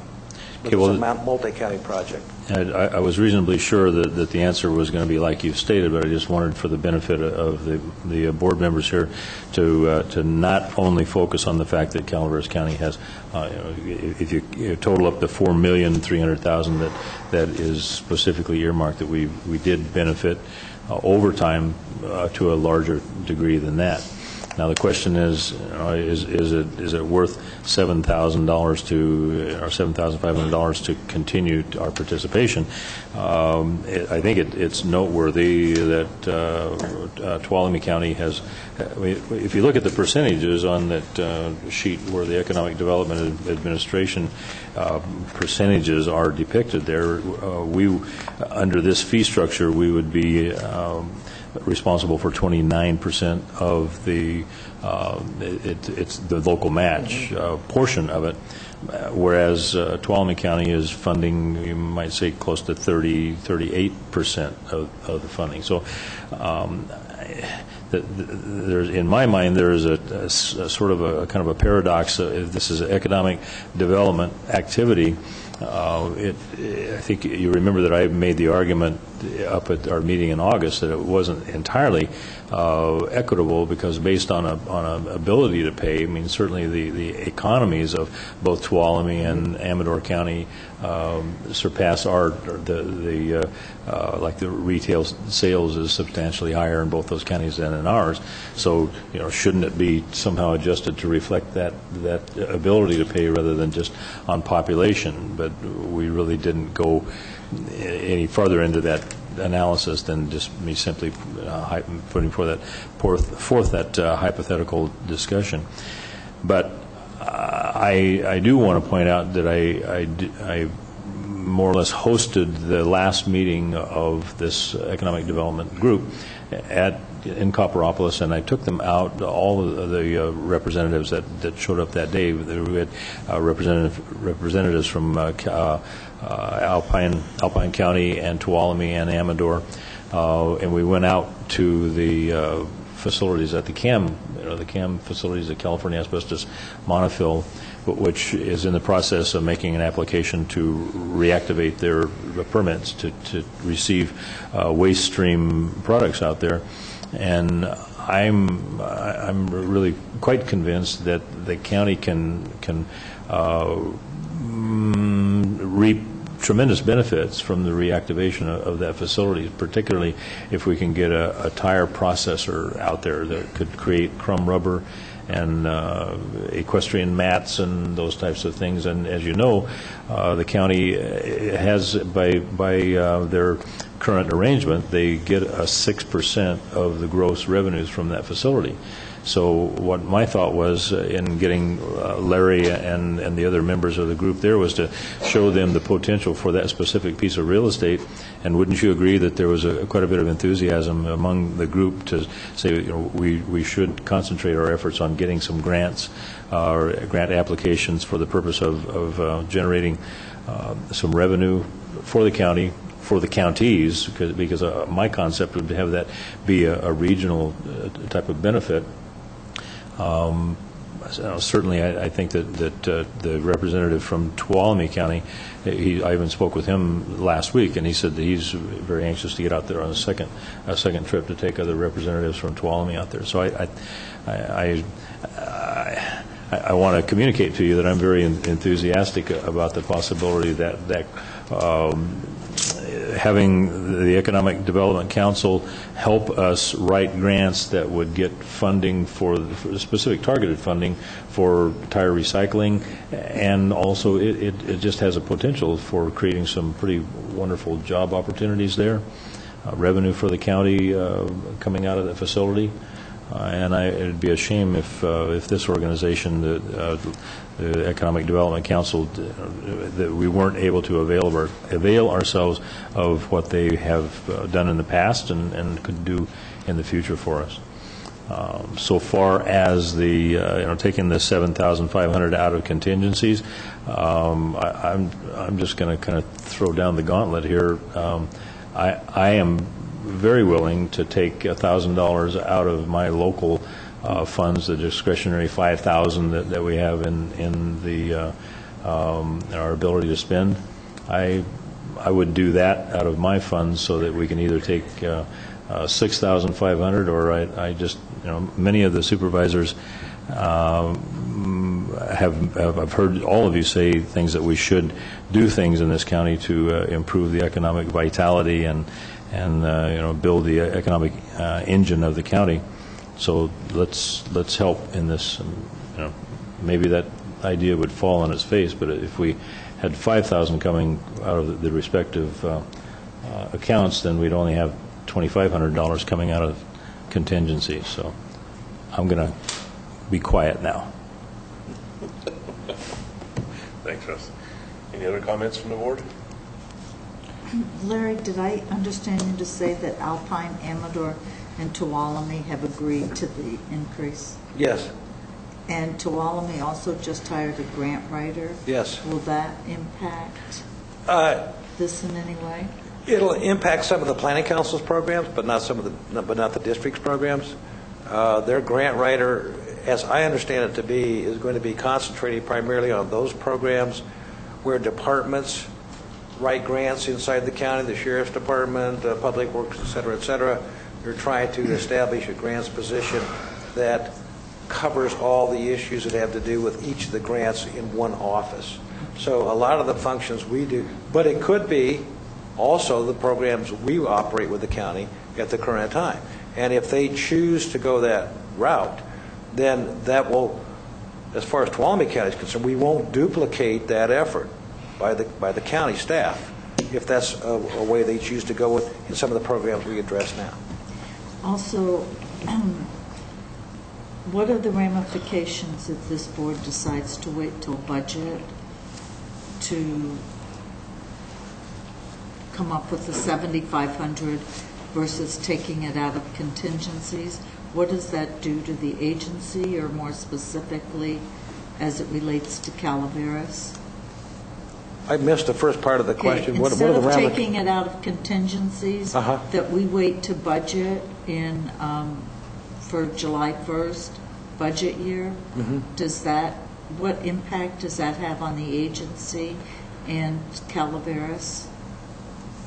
Well, the impact on Calaveras, you'd be considering the next budget year. The impact on the agency would be the funds wouldn't be available this fiscal year.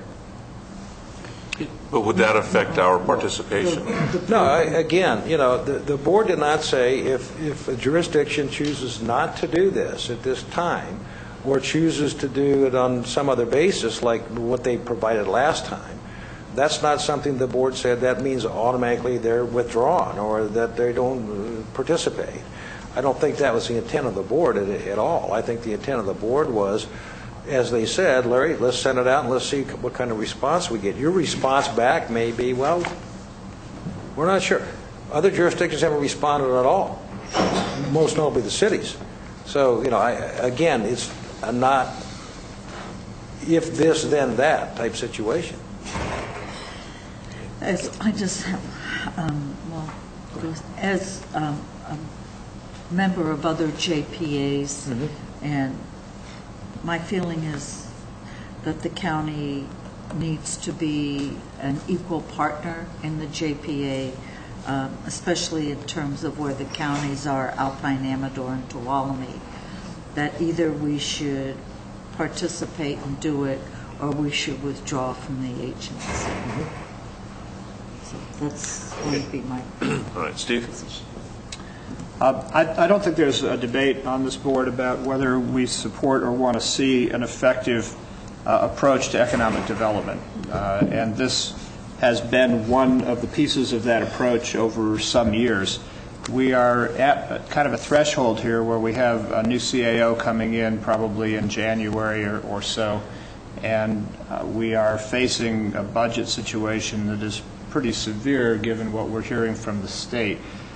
My inclination is, if there's not a rush on this, that we would review this early in the year, and that in the spirit that Maria is talking about, make a decision about whether this is a piece of our economic development plan, and if so, participate fully and pay it.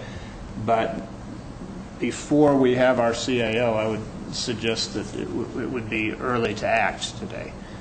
And I don't know whether that, it doesn't seem that it would disrupt services, that we could handle this in a timely way and not necessarily wait till budget, although I am choking on the more things we take out of contingency, the more difficult our circumstance will be in the not-too-distant future as we consider next year. So I'm hoping that we can consider this as a whole, and given the interim nature of our current situation, that we wait until we have our permanent administrator to help review this and make a recommendation. So that would be my proposal for today's action. You want to continue this? I'd like to continue it for pending the arrival of our new CAO and ask that this be reviewed. To do that. When is Shirley bringing the mid-year budget review before the board, Brent? Do you know? No, we haven't reached mid-year yet, and the books will have to be closed, so I don't know. That'll be certainly one of the first topics I'll be discussing with the new CIO. We typically, when I was here before, would bring it forward in early February, because you have to close the books, give some time to put together, analyze the facts. And I think it would take until probably late February or early March to be able to adequately, for a new person to adequately review this. But if that's timely enough for you, I would suggest that be our frame. Okay. I guess my comments are, I don't view this, from what I see here, as basically an economic development. It's more a social services program. The community development block grant program's been that way. If you look at what we received in back, it's housing rehabilitation and those kinds of some sewer and water grants for utility districts, et cetera. So I look at it at more of a social services program than I do an economic development program.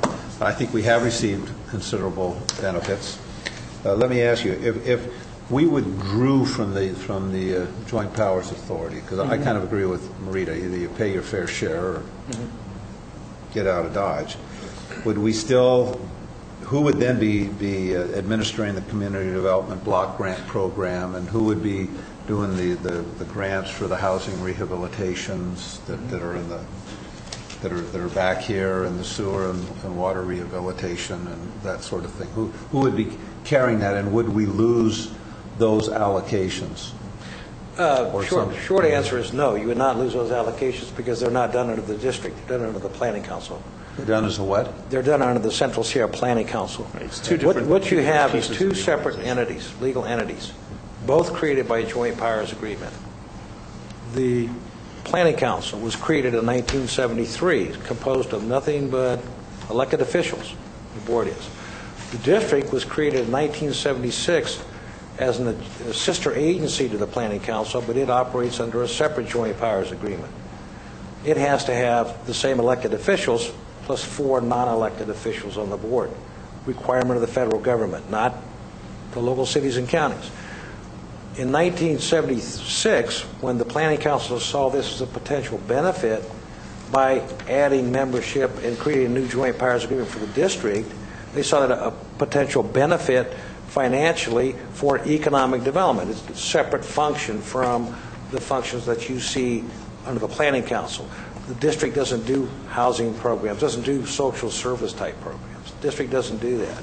The types of projects we're involved with in the district are, for example, Bear Valley is looking to develop a new ski lift that goes from the existing lodge.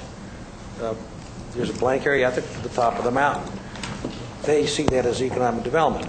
Amador County sees development of the Carbondale Industrial Park infrastructure as a requirement to induce a tile company to come in there, a tile manufacturing company to come into that area.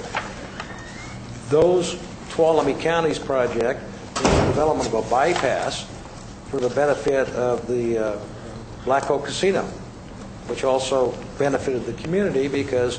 Okay.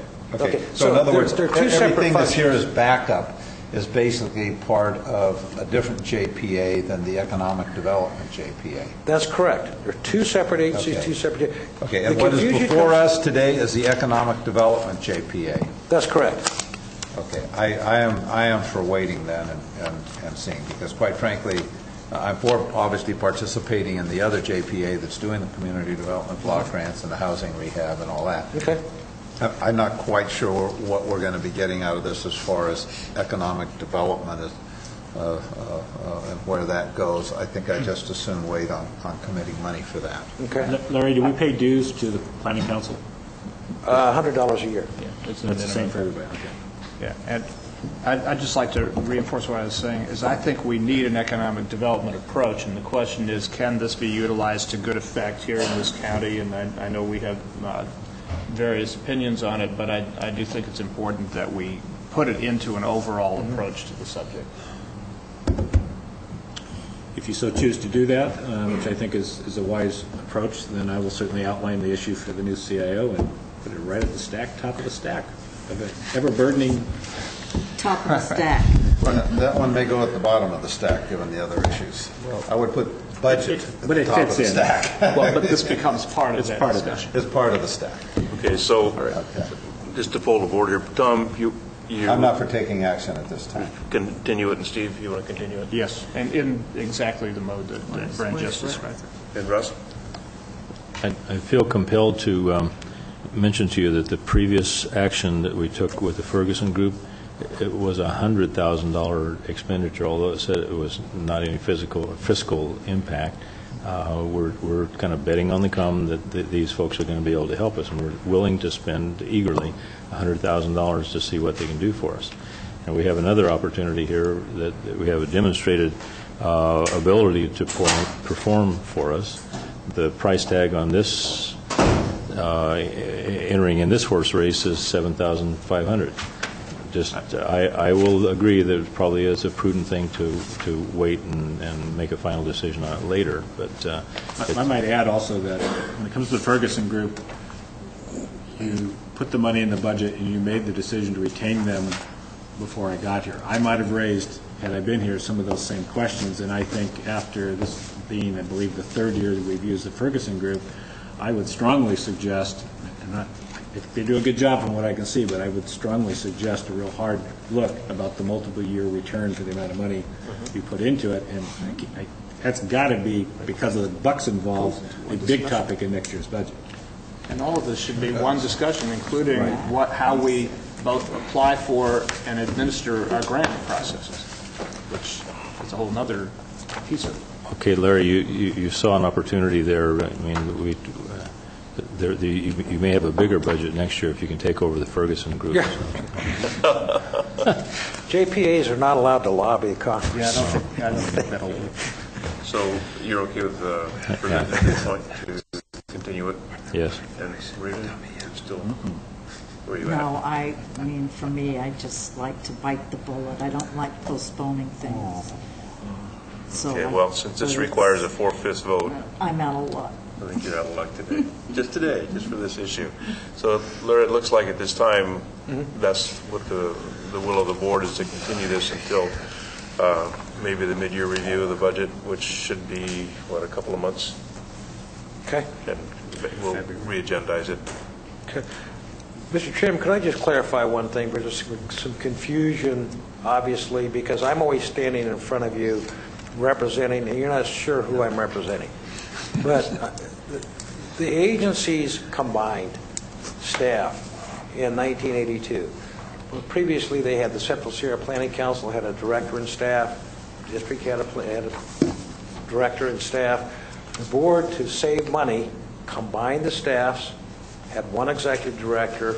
So when I'm before you talking about your block grant program, I'm talking to you as the director for the Central Sierra Planning Council.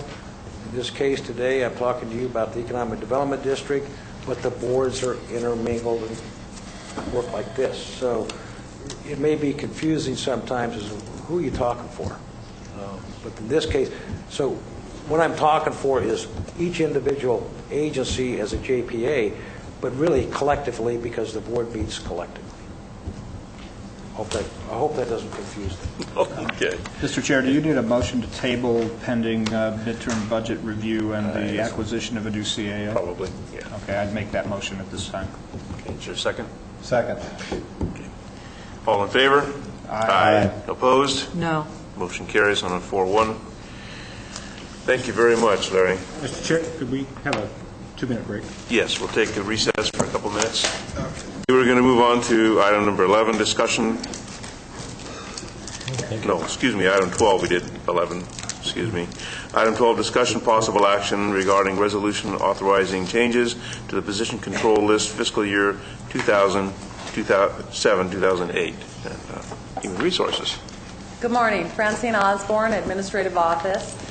The items before you today are regarding 2 departments' personnel requests that the board has asked Human Resources to review and submit recommendations. As part of that process, the review process entails looking at other counties, their systems and structures and titles and salaries, and also looking internally to make sure that we're fair and consistent in the way that we apply things. What I provided you was a detailed memo outlining each request and summarizing the issues and the recommendation. What I'd like to do is just to briefly go over each request and the recommendation, and if the board has any specific questions, I'd be more than happy to answer those for you. I've also asked the departments involved to be present in case you had any specific questions for them as well. So why don't we get started, and I'll start with the easy one first. The first request is a reclassification request from County Counsel's office. It's twofold in that it's asking for 2 things. It's asking to set up a career series, creating a Deputy County Counsel 1 and adding the 2 level, and actually taking the current incumbent and placing them at the 2 level. When we first set up this position, we actually set it up consistent with the deputy district attorneys so that we only have 2 groups of attorneys in the county, the classification. So we want to be fair that we compensate them. So this does accomplish that, and we are recommending approval. The second request is the newly revised assessor's office reorganization.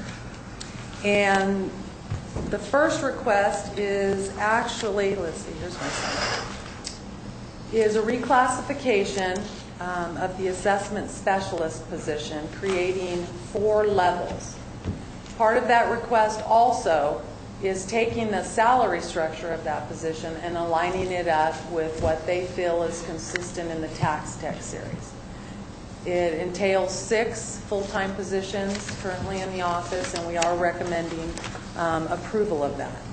The second request is a reclassification of a supervising appraiser to the appraiser 1, 2, 3 level so that they can have the better ability to recruit. Administration is recommending approval. The third request is to take the assessment standards analyst, which is a position we've not been successful in recruiting for because it's very, very unique.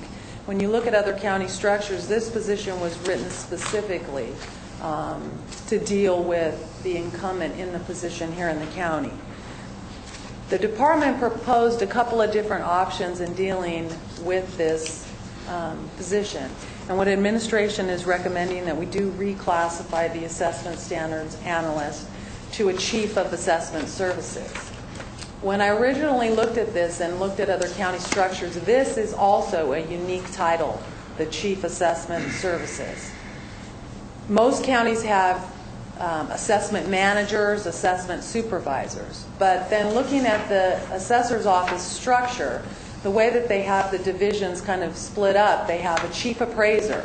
So it made sense, even though it's unique, it fits our internal structure. So I am recommending approval of what was proposed.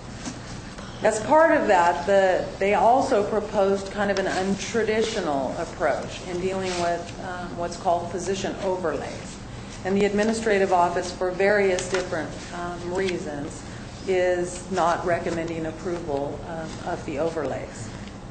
And then there's also a request to grant longevity credits or prior government experience to 2 existing staff members. And the administrative office is also not recommending that for various reasons that we believe. We're not opposed to the idea. Currently we do that for department heads and our CAO position, but we don't feel it's appropriate to grant it to specific individuals. If the board would like to look at something like this, then we believe that it should be looked at countywide, and there's a lot of questions and things that will need to be determined before we even entertain something like that.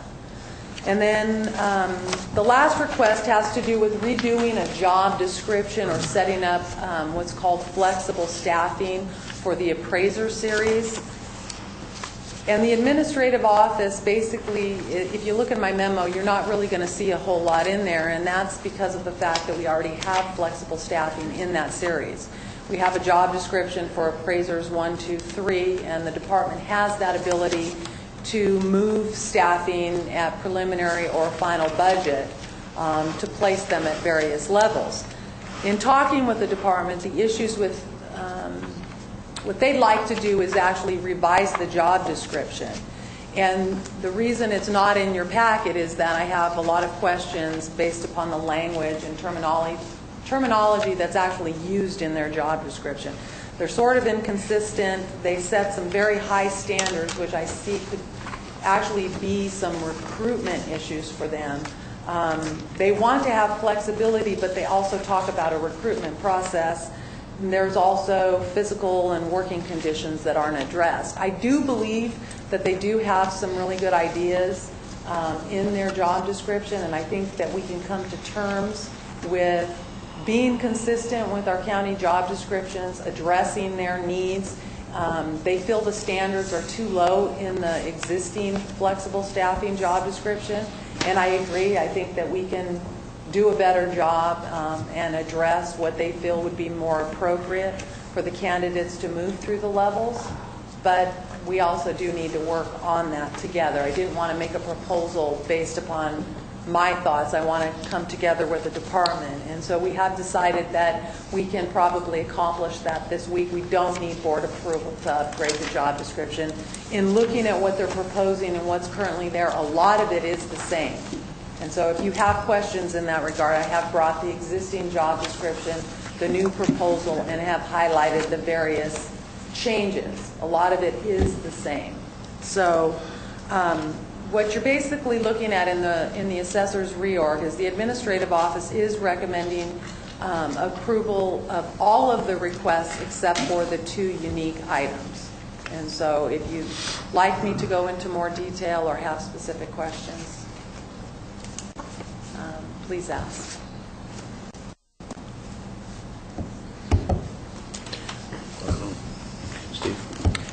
I have a couple of questions I wanted to check in with.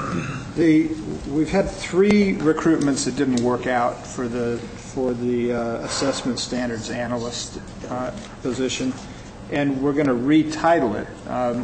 if that's a solution to the recruitment things, I would assume that the reason we didn't have recruitment was because people couldn't recognize the job for what it was. But I'm wondering whether we've actually analyzed why we didn't get qualified applicants. Is pay a possibility to this? Is the way we announced it, is it restrictive or impossible to meet standards or minimum qualifications? Does the department or does your department have an analysis as to why we didn't get applicants? I have my opinion. I'm sure the department has theirs as well. This is a specific job description that was written specifically for Leslie Davis at the time. So what it does is it actually crosses over several disciplines of the department. It is very, very unique. What they're proposing is actually changing the title to attract a candidate that can actually fulfill a majority of the responsibilities of the position, but actually keeping it at the salary of the assessment standards analyst. So we're keeping the pay at the higher level of what we would compensate an assessment standards analyst, but lowering our expectations a little bit because it is unique. It is a very specialized position, and so, in looking at other counties, it was not a common title that you would find with other counties. I did find in Nevada there was one very similar, but it is very, very unique. It's not that we didn't go out there with the recruitment and do our very best. We even offered different benefits for this position to see if we could even attract somebody as well, and we didn't get any interest in the position. So I don't know if you would like to comment on why you feel. Don't leave. I got a couple other questions. So.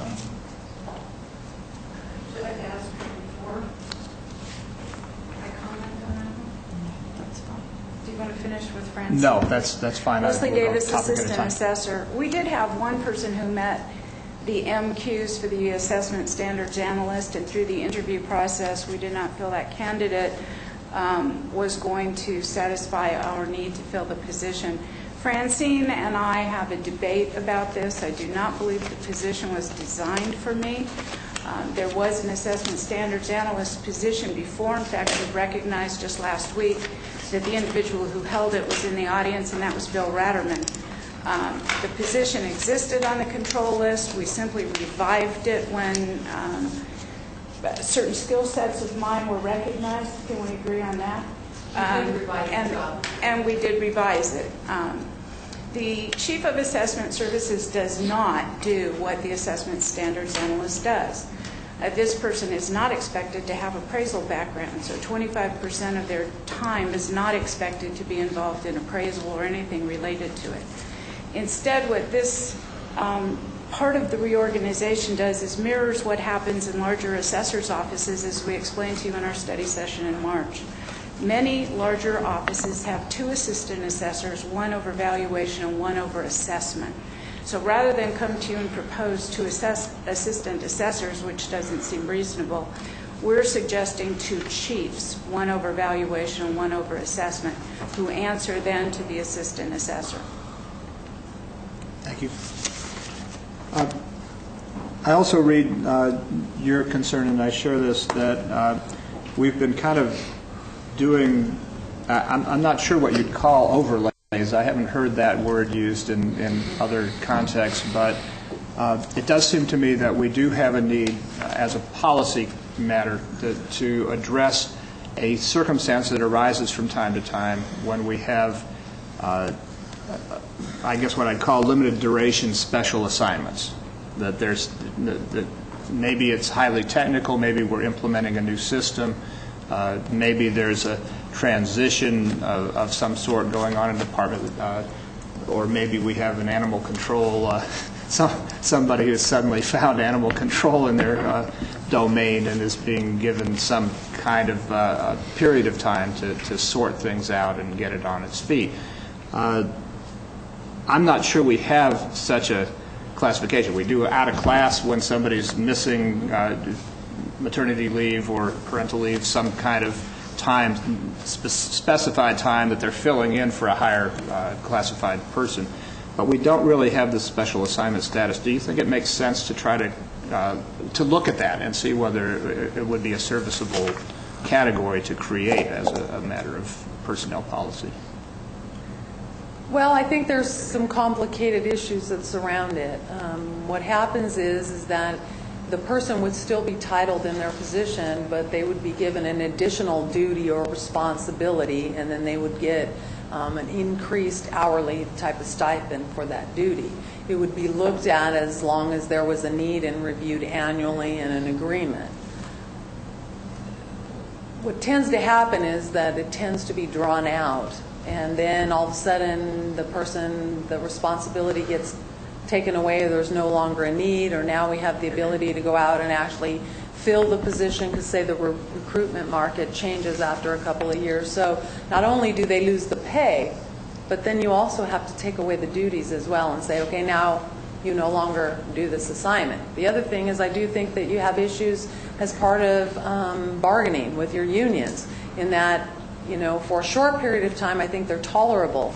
When it gets extended, then they feel that the employee should be guaranteed that on a regular basis. I mean, if they were good enough for 3.5 years to do this duty for this level of pay, now you're almost punishing them for stepping up. So I think it's a very creative approach. I think that it would be interesting to look and maybe see what other counties may be doing, if anyone has something like this, and if they do, how do they deal with it? But these are the issues that I see. We did have a position for a while. It wasn't really called an overlay, but we did assign someone to a position for a period of time to address a need. And when that was finally taken away, the employee was very upset when they went back into their regular position, and then eventually moved into another department for a short period of time and then resigned. And we lost a very good and valuable employee based upon that. So I just am trying to point out the issues and the facts that I see right now. I don't think that, at this time I'm comfortable recommending it without really testing more of the waters of what I see. And I am not aware at this time of any county that actually would use a position overlay. Well, I guess my thought is that if we could avoid the two things that you're talking about, that is the ambiguity of the assignment. It has to be very specific. It has to be a very specific amount of time. It can't go too long because then it becomes the job and people have expectations. But that normally people sign an agreement that from this date till this date, these things will be happening, and upon its expiration, there's a return. At least that's what I've seen in a few other places. I hope we'd, rather than deal with that in a departmental reorg context, I would hope we'd take a look at this, try to see if there's a way to resolve the concerns. I think you just raised two important concerns that would have to be mitigated for us to move forward on a policy basis, but I'd sure like to see us explore that outside of the context of this consideration. And lastly, just one other thing. We had on a couple of very difficult to recruit situations, we had, I believe, offered time and service in other jurisdictions as a recruitment incentive. And it seems that there may be a mixing and matching of different kinds of concepts here.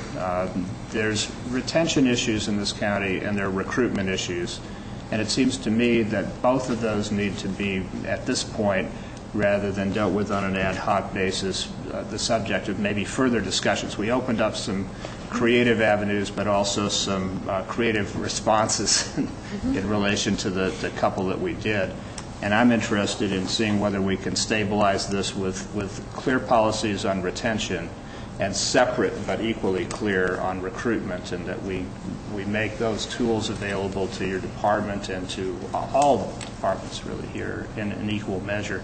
And I'm hoping that that can also be on the list that goes to our new CAO. I don't know whether it goes to the top of it, but somewhere in those considerations, we need policies on both that are clarified. Right, and I agree. If you remember when we brought forth the recruitment and retention strategies, yes, I had made a recommendation that I felt that we should be looking at this on a countywide basis and be consistent and fair in the way that we apply it. I also listed what I felt to be, in my experience in HR, the positions that we actually were having difficulty, and we limited it to 2, but we also talked about the fact that we did need to look at it on a larger basis. And I agree with you. I think that The request here has multiple issues with it, not just because you'd just be dealing with 2 people, but you'd be dealing with them after the fact that you normally apply it. And one of the things we've been very successful, when I came 9.5 years ago, we had a longevity at 5.5 and 15. So we were losing people between that 5 and 15-year period. So, each year when you're at the bargaining table, you sort of take baby steps to try to correct the problems that you have. And we now currently have, since we've rechanged the system, 6, 10, 15, 20, and 25. And the reason for that longevity is to make an attempt to retain valuable employees as they reach increments. There's a lot of employees that came from other counties or other agencies that you could recognize as prior government background, but they also came in the traditional setting of either coming at A step or their department may have recommended C. So now if we go and apply this just in one specific instance, you have to go back and take a look at who else would this apply to, and what is your threshold, and how far back do you go? Again, we know that we've been pretty consistent with department heads and the CAO. When we recruited for our last CAO, we used special recruitment incentives, and we did grant sick leave and vacation and those types of things. We expanded on it when we had our last 3 department head recruitments, and that's really why we have the ability to recruit and get them to move from their agencies here, by being more flexible in our approach. So I think it's something we need to look at. Do we need to be doing that and expanding that as the proposal states for management and mid-management employees? Well, I would certainly invite you to come back with options for policies in both categories, and following up on, I think, what your earlier recommendation had been, which is to take a look at it in its broadest implications and see what we can do in those 2 areas. But not to be dealing with, same as the corollary, not to deal with these 2 issues in a department-by-department basis, but on a county-wide approach. Okay, anything else, Russ? Francine, I occasionally have to excuse my ignorance about these things by saying that and this is kind of new to me, but I'm sensing that there's a little bit of a disconnect here. You implied just a moment ago that the longevity incentive was given for recruitment process. I mean, that was an incentive to get people to come here. Yet I remember it was in February or March we had a reorg for Mary Sawicki's department that included some discussion about reorg, and then there was a rider on it that gave there was some specific discussion about giving Mary past service, like a supplemental increase in salary for past service, but yet she was already here. So is there a lack of consistency in what you're telling me, or what? No, that's an excellent question. Actually, the board has been inconsistent in its application of this benefit. And what I'm recommending, and I've been pretty consistent in my recommendation, that I think it needs to be applied consistently and fairly countywide. We have made 2 exceptions in dealing with longevity. And one, you are correct, with CalWorks and Human Services. Part of that was that it was, when she came on, she did have some of the special recruitment incentives, which gave her the higher accrual of vacation, but there were problems in that in order to get that in the system, you had to actually qualify for the year. So they sort of went together. And it was granted to her based upon the board's recommendation of her evaluation as well, and her performance at the time. But again, you are correct. It was applied inconsistently, and there was one other position that it was applied inconsistently as well. I would highly recommend that you be consistent in how you deal with it for everybody. Or what I foresee is that you will, week after week, start to see requests such as this. If I could maybe interject, the beauty of being away and coming back and only be here a short period of time gives me the ability to reflect on something that might have happened 30 years ago, but also to be kind of say what's on my mind. And let me go back to this whole. Let me back up. I was not here when you've made various decisions in the past dealing with the topic of longevity. I highly suspect I may have taken a different position than my predecessor had for a variety of reasons. Let me go back and explain what longevity really is all about. I came here in '77. I was hired. There were probably half the number of employees that we have here now. The advancement opportunities were not as great, so there weren't as many positions to go to. And the reputation of the county was very much, this is a training ground. People come here and work for a year or two, and they go off somewhere else for the big money. The concept of longevity was in existence at that time. And I remember asking the question, because I'd never worked any place that had that, and I thought, hey, that's pretty neat, what's it there? And the argument was, people can be in a position a period of time, and if they've capped out at the E step, which would typically occur in 4.5 years, if they didn't have another promotion or a change of position, they were stuck at that level for the rest of their time here, except whatever came out of labor negotiations, cost of living adjustment, that type of thing. And so whoever the powers might be at the time thought up this idea of longevity. And again, originally, as Francine said, it was like 2 steps. Interestingly, the first step was like 5 or 6 years, which was to coincide with reaching your E step after 4.5 years and having no other opportunities for additional salary in that period of time. It was also rooted in the idea that we wanted to tell people, stay here. If you stay here, you're going to get more money. You're guaranteed more money because of that longevity. It was also recognized that every time there was a turnover in an existing position, there was a cost associated with that. The county had to recruit, had to spend some level of time to train a new staff member, and so there was a cost. So wasn't it really better just paying the employee a little more to stay here so they wouldn't go away? That's the way it was done for years. I'm not aware in the time from '77 until I left in 2001 that there was ever an exception to that.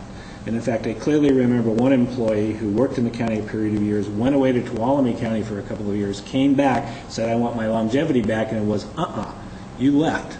You have to start back to scratch because we had to do training, we had to go through recruitment, all the rest of that. That's why we want you to be here. But frankly, that word got around very quickly, that you can't leave and you come back. Since then, in the last 5 years, you've made some exceptions to that. I think there's 2 categories of exceptions. There's what you do for department heads. Those folks are the ones who report to you. They can get fired any given Monday. They have no skelly rights. They are your lieutenants, if you will, to carry out your function. And I think you have a lot more leeway as to what you do with a department head as opposed to all the others. You then have, and I'm going to come back here in a second, then you have those employees who are represented by unions. I don't think you ever want to do an adjustment to longevity without dealing with the unions. It is a meet and confer topic, and so if, I can't even think of a good example, but if a planner one walked in here and wanted to do it, I'd just shoo them out the door right away. You need to go back to talk to union. Then you have this class of folks that are in the middle here. They are the mid-management, supervisory, confidential, and I even add into that the elected officials, because the elected officials get the same benefits. They don't really have a bargaining group. I think you have a little more leeway, which is with that, but I think you have to be very careful that whatever you're going to do for one employee in those groups, you better be prepared to do for all the others.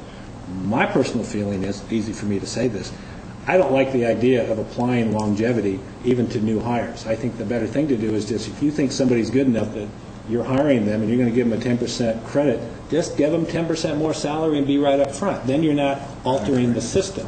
And then they stand in line at day one, and they start getting their longevity from there forward. But you made a very public decision by virtue of establishing that salary at a little bit higher because of their past credit, and everybody knows what you're doing, and it's not kind of hidden, if you will. That's just my approach to it. Now, clearly, I could say this, at some point you're going to hire a new CIO. You're going to have to address some of these topics. I don't know what you're going to do. I don't know what I would even recommend, but I think the point here is, I always like the phrase, the precedent set is until the next time you change it. And you might have done something that maybe you might think differently today. I don't think that's a basis to go and take it a step, I won't say further, I'll say a step even further back. And that's a long-winded thing that I just don't think you change your longevity policy without realizing the implications of what it has to a large number of other employees. And I can guarantee you, employees are listening to this now. It's going to be on TV. Everybody's going to know what you do with this decision today. Okay. Anything else? Not on the assessor, I have one on county councils. I see that Mary is here. CalWorks is not going to give any funding. And Human Resources is agreeing with county council on the change, the title change from Deputy County Council 1 to 2. I mean, that's really a department decision. But in terms of funding that, what about in 08, 09? Is CalWorks going to fund the 80%? Mary can come and answer that. Mary Sawicki, Director of Calaveras Works and Human Service Agency. In the present year, we have allocated $75,000 for county council for our children's protective services cases. 70 of that is salary, benefits, training, bar dues, miscellaneous other expenses, and 5,000 of that is for additional counsel when this particular attorney is on vacation at conferences, etc. In the present year, we actually went up 10% from last year's negotiated allocation. Since that time, in January, in late fall of this year, we received notification that we have $110,000 less in the funding source of child welfare that funds this position. We recently, as you know, are concerned about Prop 58, where we are being told that we may get up to a 10% cut across the board. So the likelihood of putting additional funding at this time would be very remote in my estimation. Well, that's for this year, but the 08, 09? The Prop 58, my understanding, would also go through 08, 09, and that discussion has already been between the Welfare Directors Association and the Governor's Office. So what you're saying is that the maximum CalWorks will be giving to this position or this body of work for 08, 09 is $75,000? There's no guarantee, Supervisor, because at this point, if we have part of the loss in the allocation is we have less children right now in foster care, which is part of the formula for the allocation. And therefore, when you have less children, hopefully we'll be going, before the judge a little less often. Therefore, we wouldn't need quite as much time. I can't guarantee next year, okay. given the state fiscal implications. Okay, thank you. I will do the best I can do. Francine, our county council, if I understand it, you're recommending then that we take that increase would be the $9,000 from general fund for the position for the balance of this fiscal year? Yes. But you did set funds aside, am I correct here, that for these items that we're considering, we did set funds aside. Oh, we do have. You're not technically drawing on contingencies. That's why you don't see a contingency draw, correct? That's correct. There's a personnel adjustment line item in the budget that has money that we'll be able to use that for this year. Okay, so I guess my question then would be, if CalWorks cannot bring up the 80% and the 9,000 is just the 20%, or is the 9,000 100%? That's 100% of the increase. It's 100% of the increase. 100%. Okay, thank you. Okay, anything further from the board? Anything further, Francine? Okay. Anything further from the assessor's office? Would you like to address the board?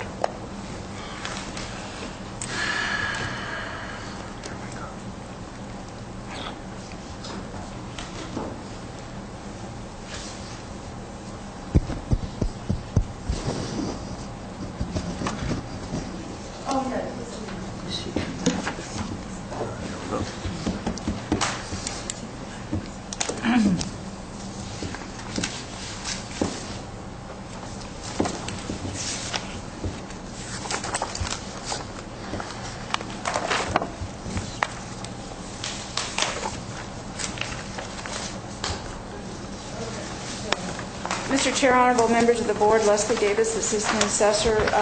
We've basically got 3 points. The first is the resolution before you only reclassifies 5 of the 6 assessment specialist positions.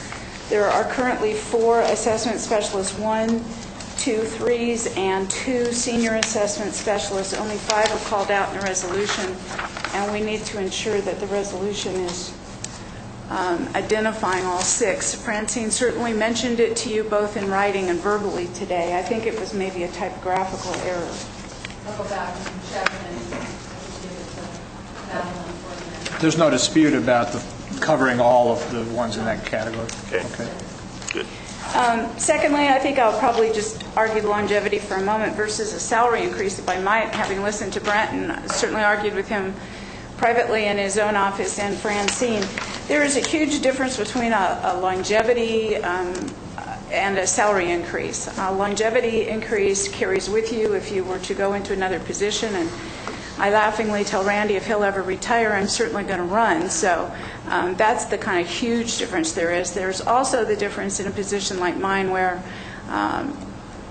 the board has indicated a reluctance to increase the salaries of elected officials. So you've got within our office a ceiling created by the fact that elected official heads up the office.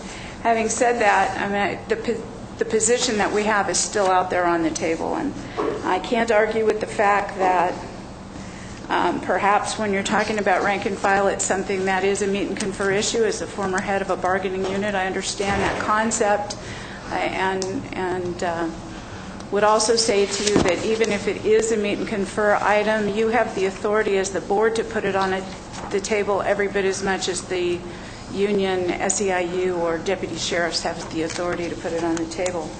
Having said that, the other question that you raised during the Q&A was about the analyst overlay, which is what the terminology was that we used. However, again, considering that this could be meet and confer, I did survey some other counties. Amador County, San Joaquin County, and Contra Costa County use a very similar concept. They call it a special assignment. So does the state of Oregon. I wrote for your consideration, whether you consider it today or direct your Director of Human Resources to consider it in the future, a policy proposal for special assignments that flat says that it's the approval of the Board of Supervisors or the County Administrative Officer at your discretion, that the special assignment is intended to be limited term, that the compensation would be a 5% salary increase during the term of the assignment. And by the way, this is consistent with the MOU that San Joaquin County has and Amador County. Contra Costa disappointed me. Pure to form, their large bureaucracy requested that I put my request in writing, and they have yet to respond. So I don't exactly have their wording, but taking a distillation of the other jurisdictions who are nice enough to talk to me. By the way, one HR person recommended that I simply pay these people a couple hours of overtime every pay period, and nobody would be the wiser. That's a dishonest approach. We're not proposing that. I just want you to know that there are a lot of clever ways to get around this. I also devised a sample special assignment agreement, which is attached to the policy proposal. It would be, in this proposal, and since I wrote it, I've got to tell you my intent. Certainly, you're not wedded to that or required to follow it. That the thing that would change in each special assignment agreement would be the nature of the assignment, so that in the case of the analyst overlay, I essentially wrote that for you. But the conditions of agreement that management could terminate at any time, that the employee doesn't change status, and that the other provisions that you see there would remain consistent. And that's based on what I was seeing from these other jurisdictions. So just so you know, in answer to the questions I heard earlier, we have done the research. What this does, however, in noting that these other jurisdictions do 5%, you might remember our proposal was a flat $1.50 an hour. and I think I admitted to you months ago that we plucked that from there. By plugging in 5%, it lowers the cost from $7,500 and some change to $5,424.37, based on my worst-case analysis of who might apply and be given the special assignments. So I just wanted to present that to you. Thank you, Leslie. So are you recommending that the assessor be an appointed position, not an elected position? Supervisor Callaway, I can't recommend a change to the California Constitution as I stand here before the five of you. I don't think, even if we could agree on that, our 6 votes would change the Constitution. There's always a way around it, like paying overtime.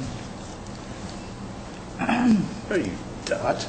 Are you ready for a motion, Yes. Mr. Chair? Then, Mr. Chair, I would move that the board adopt a resolution authorizing changes to the position control list as recommended by Human Resources.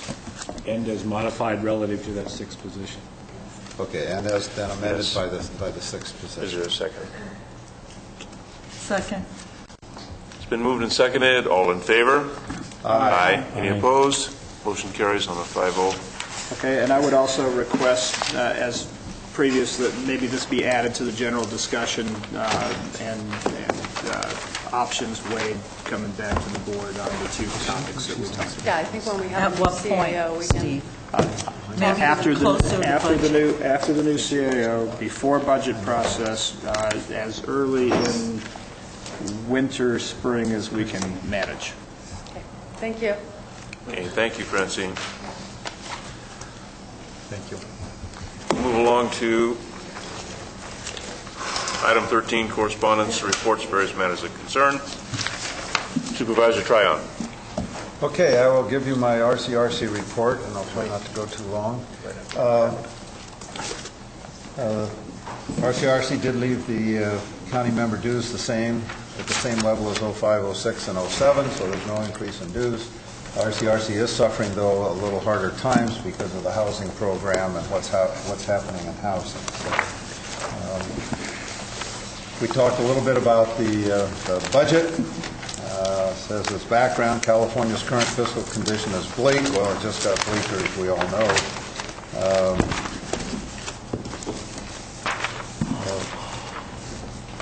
The president of RCRC attended a meeting with the governor, basically asking what will be the consequences to counties as a consequence of the now $14 billion deficit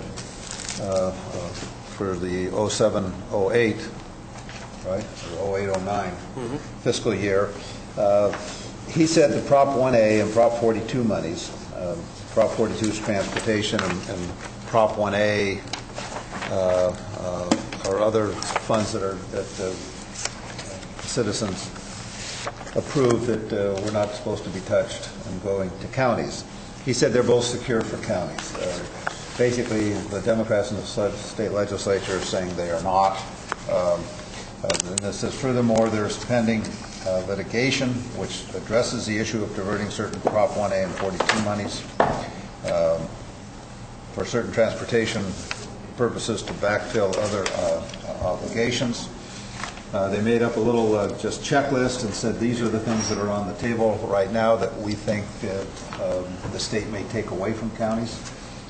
Prop 36, which is $120 million annually, which diverts drug offenders from incarceration to treatment. The Williamson Act, which is the $39 million, and that's been on the table and reinstated at the last minute, the last couple budgets, so they think the Williamson Act, the mentioned funds are definitely back on the table. The January 5th election reimbursement of $110 million. The state has said they will include this in the 08-09 state budget. Nobody believes them. So we're going to get that special election for the presidential primary, and it's $110 million to counties to conduct that special election. There's a real question of whether that reimbursement will be forthcoming. On the booking fees, there was $35 million annually to counties.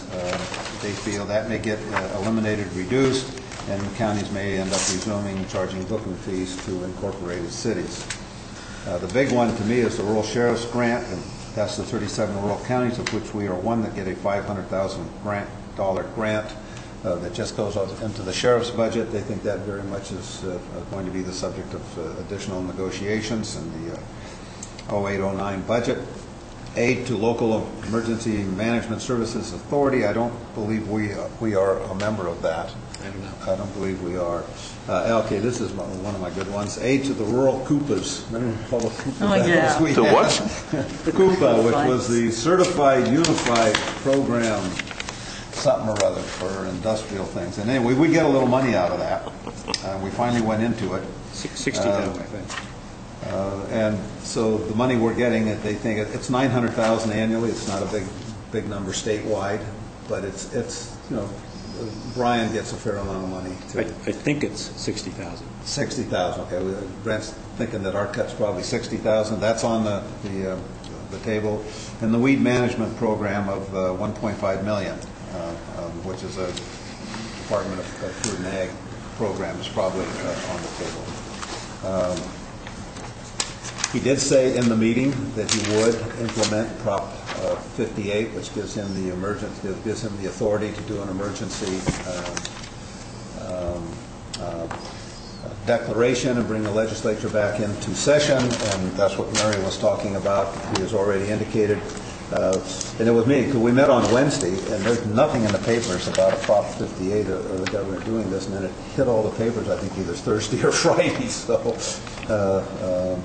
but he has basically indicated he wants a 10% cut on just about all state budgets. And I know our experience with doing just a cut like that, it absolutely does not work. And I doubt it will work for the state. But he did say he would do a Prop 58 declaration. Everybody thinks it's going to come after he submits his budget for 08 or 09. What am I doing? 08-09, which is January 10th. He's supposed to submit it. They also feel that he called two special sessions, one on water, which has achieved absolutely nothing, and the other on health care, which has achieved absolutely nothing. But they're hoping to cut some deal on health care, and they're kind of thinking that the governor wants to hold off on the Prop 58 declaration of a fiscal emergency until after some deal's cut on health care, if a deal is to be cut. So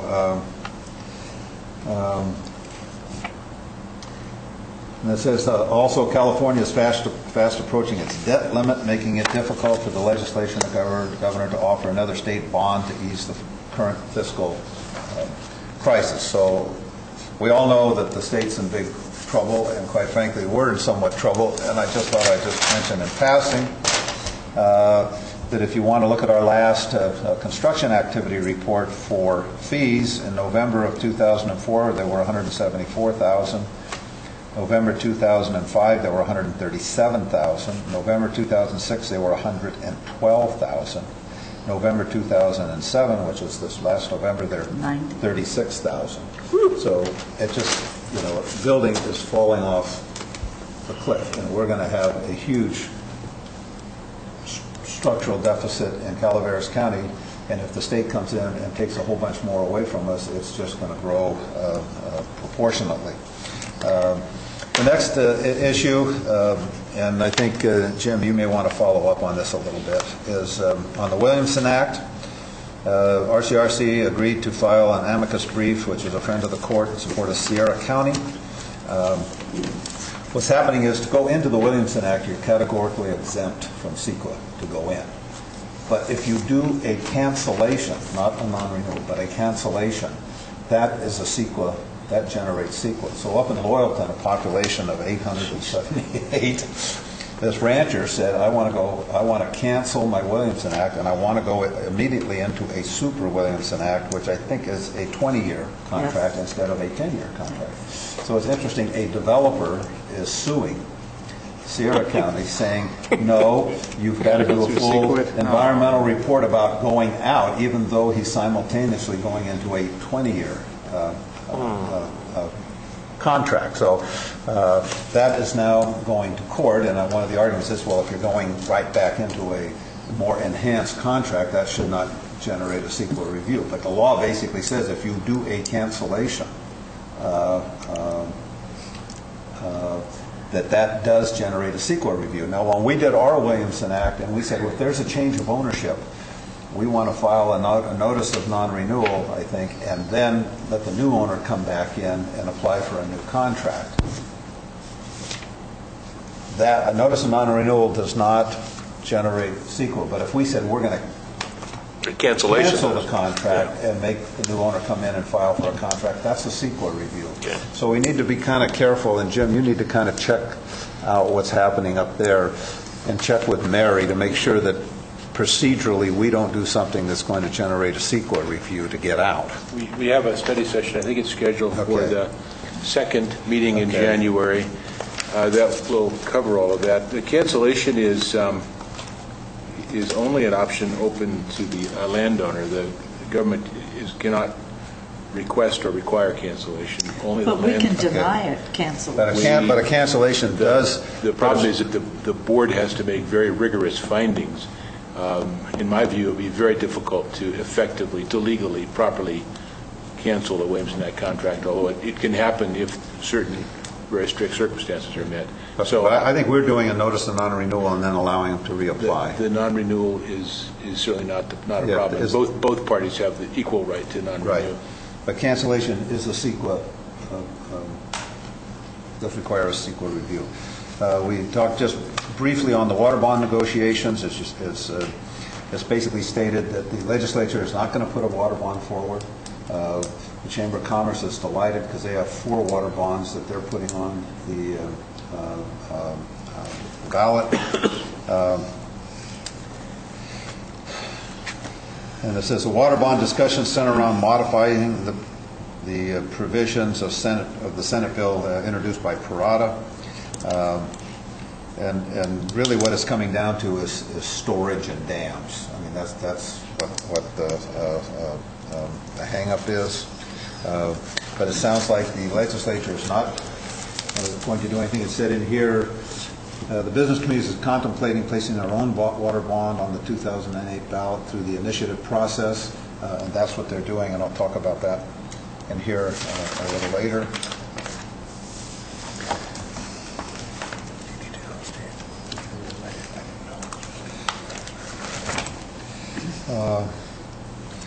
Okay, the state has 3 major types of bonds. We're talking about bond debt here, which include general fund supported bonds, traditional revenue bonds, and budget bonds. Budget-related bonds. Excuse me, but Steve has to go, so I'm going to ask him just to tell us if he has anything to report. That's fine. I have a couple of pieces of correspondence which I don't have time to talk about, but I do have a camera meeting tomorrow at 10 a.m. Right to San Andreas. I'll just finish this. I'll be right back. Okay. As of November 2007, the state had approximately $57 billion in general fund bond debt outstanding. In addition to that, the state has not yet sold approximately $74.5 billion of authorized general obligation bonds and lease revenue bonds, which are basically the infrastructure bonds. The governor has indicated he's going to go ahead and issue those. And if he does, then obviously the debt service is going to go way up. Debt service will be probably the 4th highest expenditure line item in the state budget when those are done. Says that the debt service ratio in the investment community, they don't like to see it go over 6%. It looks like it'll be around 6% if they do a water bond and if they issue the other $74.5 million in bonds. So we have a Water Resource Development Act of 2007, which is the House Bill 1495. And in there, Calaveras County is going to get $3 million. I think this goes to CCWD for water supply and wastewater infrastructure improvement projects. And we had a second one. What was the other one? And it's interesting that Amador also has $3 million for the same purpose, wastewater collection and infrastructure projects. So we are going to get a little bit, or CCWD is. Okay, then my favorite one, which I'll try to keep short, which goes into the global warming arena of the government. And I've talked to you about this a little bit before, where they're basically saying they're going to do a regional plan, and either we're going to adopt it or we're going to get state funds cut off. And it says the role of land use in meeting California's energy and climate change goals. This report recommends regional and blueprint planning that counties would then be required to adopt to access state funding. So basically what they're going to do and use global warming to do it, the state land use decisions. I mean, global warming is going to be a vehicle to do all kinds of things. But one of them is going to be to try to take land use decisions away from county government. The report... is this OPR? Huh? Is this OPR who's going to do OPR? this? No, this is the California Energy Commission Integrated Energy Policy Report Committee. So it's the Energy Commission's committee on how to implement global warming. Can I just interject while he says the answer to the question? This is a topic that's come and gone a number of times when I was at CSEC, and what was a key part was the role of the COGS. Yeah. In it, that was going to be the vehicle before. For regional government, but apparently not now. I'm not trying to sound paranoid or anything. I'm just making the point that was the vehicle. There were a number of discussions going on in Sacramento, and as soon as I heard the word blueprint, all of a sudden I started jumping up, because it was very much an urban-driven concept that probably made sense in the Bay Area and LA and other spots, but it definitely became, and let's throw the rurals in with it. But the vehicle and the parties that were at the bargaining table were representing COGS. Yeah. COG will be the vehicle for regional government. They made that fairly clear, and I've made that clear in earlier reports. Not recently, but earlier reports. But anyway, this report recommends a number of actions, including development of a statewide growth management plan, development of regional growth management plans, state funding assistance to regional and local planning efforts, of course, only if they adopt these plans, state funding limited to projects consistent with the state regional growth plans, state regional growth, everything's tying into the state and the region, tax policies to encourage growth consistent with the state growth plan. So they're going to want us to implement tax policies that are going to be consistent with that, which means when the Democrats are doing this, that means tax increases. Infrastructure funding consistent with the state's greenhouse gas and energy goals, expansion of utility local planning efforts. I wonder maybe that'll use LAFCO. Inclusion of energy and climate change considerations in federal highway and transportation funding. And you guys will like this. The final report describes how different land use patterns could reduce vehicle miles traveled and therefore reduce the generation of greenhouse gas emissions. In the final analysis, all you guys that love transit and don't use it, we're all going to be forced onto transit because they're going to outlaw vehicles. So that should Welcome make you aboard, Tom. Yeah, make you happy. There we go. Freedom in our time. The other thing was criminal justice. On Jessica's Law, which was Prop 83,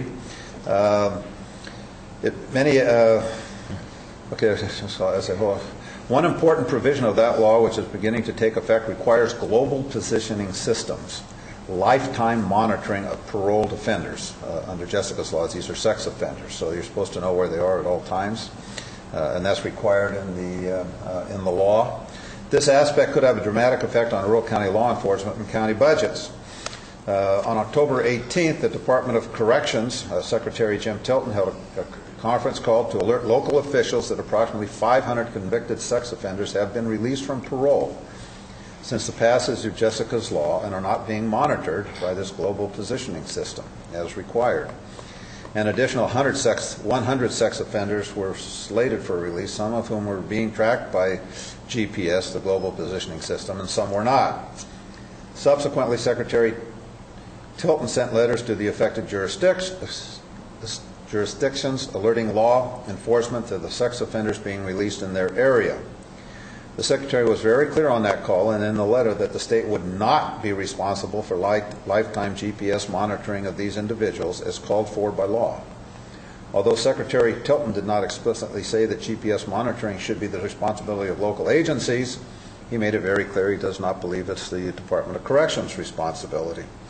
And Jessica's Law, though it requires this positioning does not state who is responsible for doing it. So the question is it going to fall to local law enforcement? And if it does, the state most likely will not offer reimbursement to counties. So that's going to be a battle, and we probably should ask the sheriff how many people have been released into Calaveras County that are not being part of that global positioning system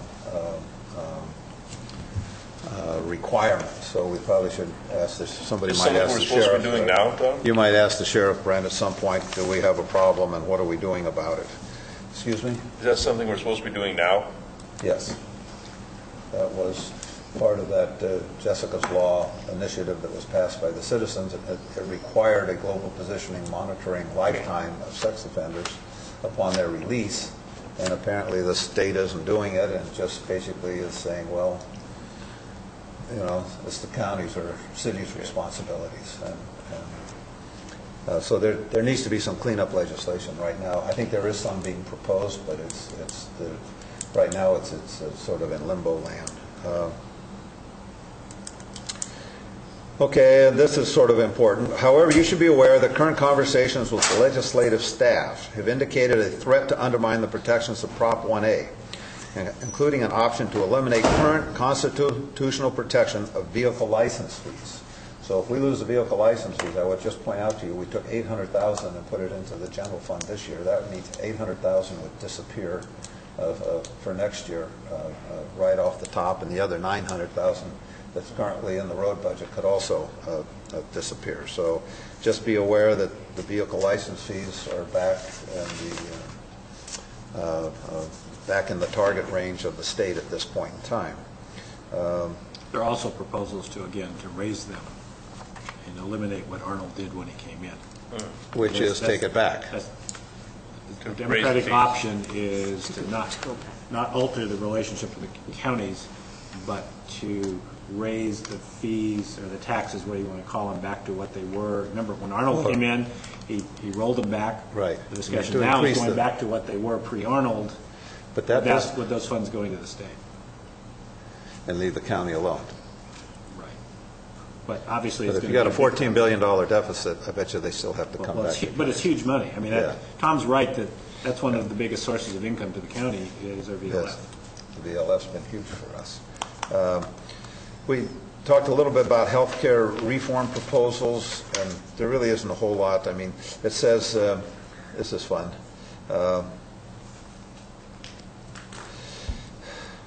Nobody's made any progress, and it says, to keep the effort alive, health care effort, the governor called a special session on health care reform.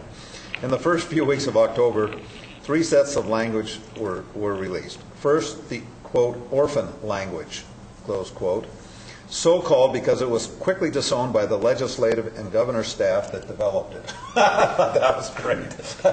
They finally reached a compromise, and then both of them renounced it immediately. So anyway, and then there's a bunch of others. Who knows? I heard on the radio coming down this morning some healthcare professionals saying that they really think something's going to happen. As I mentioned earlier, they're kind of thinking that the fiscal emergency, he doesn't want to call that, and if there's any chance of getting something done on healthcare, he'd rather do it after something's done on healthcare. But it looks like healthcare is like the water bond. I mean, it's, who knows? I mean, it'll be done behind closed doors and then just announced if anything gets done. So it says in here, recently Speaker Nunez of the Assembly stated that health care reform was no longer his top priority, but the governor has made clear that he remains 100% committed to enacting significant reform. So be that as it may.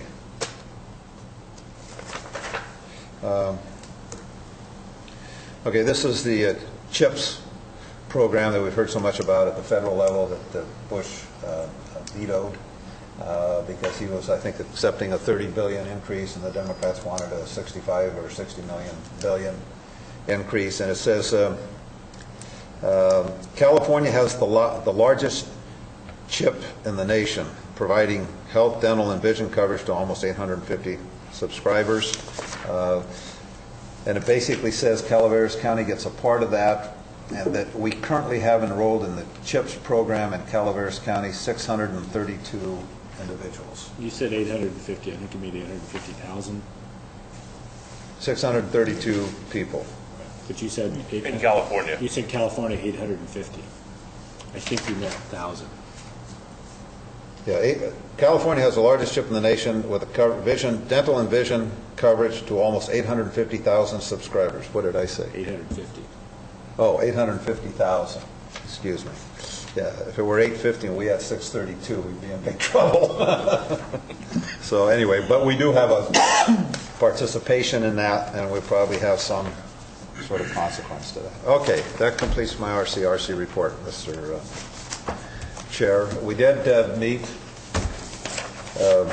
Marita and I, last night at LAFCO, so chip in if you'd like, and the LAFCO board did vote 6 in favor, 1 opposed to endorse adding 2 additional permanent seats to the LAFCO Commission, 1 dedicated to the Calaveras County Water District and 1 dedicated to 1 additional public member. Which brings you to how many? That would bring us to 9 from 7. And that would probably be an added cost of about $2,000 annually. I think the stipend's around $50 a meeting, and we meet every month, so 6 months is, or excuse me, 12 would be 600 times 2 is 1,200, and then there's some miscellaneous things or something. So figure 1,500 or something like that. Now, Cox, according to John Benoit, would like to have something down there by the 15th of January to get in the omnibus bill. So we need to take some action, hopefully endorsing. You might call John and see. John and I talked briefly before the meeting about this, not knowing exactly what was going to happen. Basically, he said he'd get back to me to tell me what I need to do. Why don't you make sure he gets back to you? If not, you get to him. And we should hopefully put on the agenda the same thing that LAFCO adopted, so it's just identical. Hopefully we can get a 5-0 vote and get it down to Cox along with the LAFCO resolution. And then lastly, it's up to the city council. Hopefully they will do likewise, though who knows what any political body will do, including our own. But we need to get that agendized. Okay, I'll talk to him. Okay. That's LAFCO all right? Okay, and what else do I have going on this week? A bunch of social functions. Okay, I think that completes my report. Okay, thank you. I'll be in Sacramento tomorrow for the state water plan, talking about water. And I believe I have the Juvenile Justice Commission next week. It's on the calendar, so, but I'm not sure, but that's a possibility. And those are the only 2 board-appointed meetings. If I may just go back to my RCRC. On the 4 water bonds that the Chamber of Commerce put on, the RCRC did meet with the Chamber, and the Chamber did incorporate what RCRC wanted for county of origin protections for water rights. So RCRC doesn't see a big problem there as far as county of origin protections. Okay, Russ? I just wanted to report that last Friday I went to the Mountain County's Water Resources Committee meeting over in El Dorado County. Probably the most significant part of that trip is that for the last couple of meetings I've been riding over in a car with Dave Andrus, director or the chief executive of the CCWD, and Bertha Underhill, which gives us a chance to bond for about 3 hours, hour and a half going and an hour and a half coming back. So kind of get an idea about some of the inner workings of CCWD, and I've told them everything about the county too. So everything. Oh yeah. That took like 5 minutes. Hold back anything, huh? I have a date next week, as we all should, with Santa Claus on the 25th. So anyway, Merry Christmas to you. Thank you. Oh, I just want to remind the public, if they listen, that the community dinner on Christmas Day from 1 to 3 at the Native Sons in Murphy's. And I need 1 volunteer. Where in Murphy's and what time? from 1 to 3 on Christmas Day.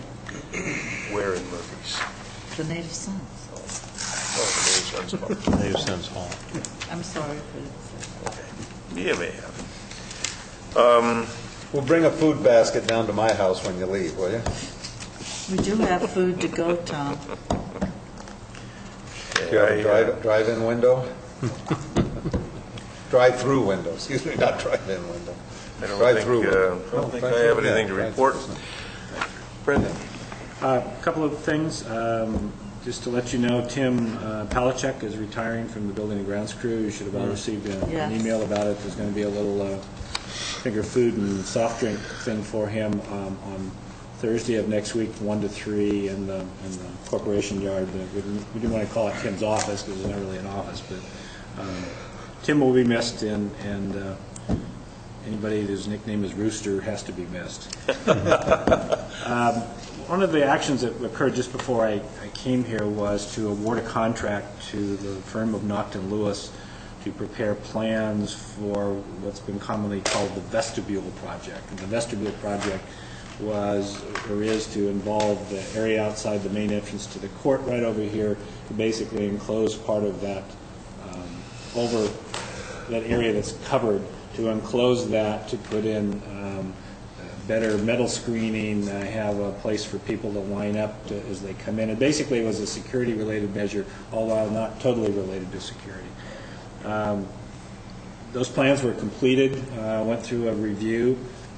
I've had differing comments given to me, and I have not been able to actually track down what the original estimate was for the project, but apparently in the $150,000 to $160,000 range. By the time it got done being designed, dealing with slopes, a zigzag ADA, some problems of connecting to the building, the project had gone to a pre-bidding estimate of something like $225,000 plus. I looked at that and I kept saying it just doesn't make any sense. And I got the courts together and I got the sheriff's office together, because they're the two players in it, and said, do you really want to proceed with this? And the unanimous decision was no. The collective feeling was it wasn't worth the money. It wasn't, and trust me, if you go out there and look at that and say $200,000, you'll die on the spot. There still is a slight grade issue for ADA, so the architect's going to come back to us and tell us how to address that. I think it's going to involve taking out concrete and putting a somewhat different grade. I hope it's not too much more than that. But we did make an administrative decision. Oh, I'm missing one key thing. If we're to proceed with this project, we'd have to do it now, because the new building standards after the first of the year would effectively preclude us from doing it the way we were going to do it. And it's in part having to do, I'm not sure I can explain this well, but this building and this type of construction in this era is called a type 5 or E or something construction. You can't go above a certain square footage of a building with that type of construction. This will push us beyond that, so it's kind of fish or cut bait, decide to go forward now or not. I could, if all of a sudden everybody raised their hands, go out and get the building, get that submitted by the end of this calendar year, but we all, from an administrative standpoint, thought it was a judicious use of funds to not spend the funds, and so we basically stuck a fork in that and killed it. We have an expense due for the plans that were prepared, and we will pay that. It'll actually be paid out of court funds rather than general fund money, and may or may not have to come back to you depending on the value of the concrete work that may have to occur there. But I stuck my neck out and made a decision, decided you would be in agreement with that if none of the parties involved want to spend the funds. So what about was the money allocated, or was it yet to be? In the capital budget? I'm not sure. I could never get anything that exactly added up to those numbers. It appears that some of it was coming from the court, and a lot of it was coming from the court, and it was money. It was the original temporary courthouse construction funds that were not sent to the state as part of the transfer of the responsibility to AOC. But there was also only a limit for that amount of fund, and it's reasonable to assume that the county would have been stuck for general fund use out of the CIP budget for that difference between whatever they budgeted, 150 or 160 for whatever the other price was. So there is in a way, a general fund savings on this, although most of it would be to the courts. The courts is going to see if they can use those funds another way, whatever that means. What's the status of the courthouse funding, or that first phase, the land and... We might in part be discussing that in a closed session very shortly. I knew that. But Watergate that the public part of it is the courts and the jail consultant are working well together with us, and we'll give you a more detailed thing that leads into the issue of land purchase. Thank you. The only other thing, I'm not here Wednesday night. The treasurer in Napa County is a fund, and she's retiring, so I'm going to a little retirement party, and I'll be back the next day. Okay. James? David Sirius and I are putting on the mandatory ethics training Friday from 10 until noon at CalWorks. I'm calling it the last chance ethics training for those board members, commission members who have to have it before the end of the year. Well, what board members have to have it before? Pretty much anyone who's on a board, commission, committee, advisory board. Do I need to? I've done that, have I not? You've done it, yeah. It's every 2 years. But you failed, so maybe you should go again. Do you have a list somewhere of who needs that, Jim? The people who should know if they're on the list. Any commission, anyone who's Safe to on say a public... that if they haven't been contacted, they're okay. Yeah, you're all okay. You've all made it.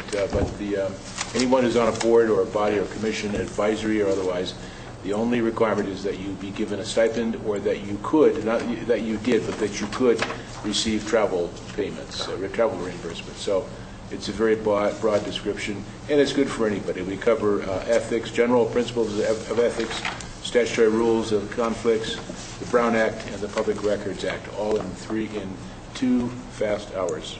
That's this Friday. If we have a few spots available, so if anybody wants to come, please call my office. I would also add that we're not having closed sessions 15 and 16. Oh, we're not?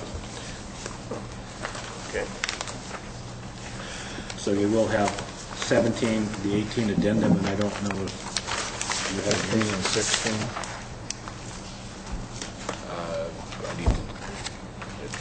We're not having 15 and 16, Brenda? We are. 16, we already did. The two negotiation ones we're in. Okay. Okay, is that it, James? Okay, Madeline, anything? You have anything? Okay, thank you. Merry Okay, Christmas, Jane. Merry Christmas. Cameraman. Yeah, I guess we don't see January 8th, everybody. January 8th. Have a good holiday, good Christmas, New Year's, and if you're driving, please drive sanely. Be the only one out there driving sanely. You might save your life. Supervisor Claudino, could you please tell us how long it took you to get from San Andreas to Half Moon Bay? Not long.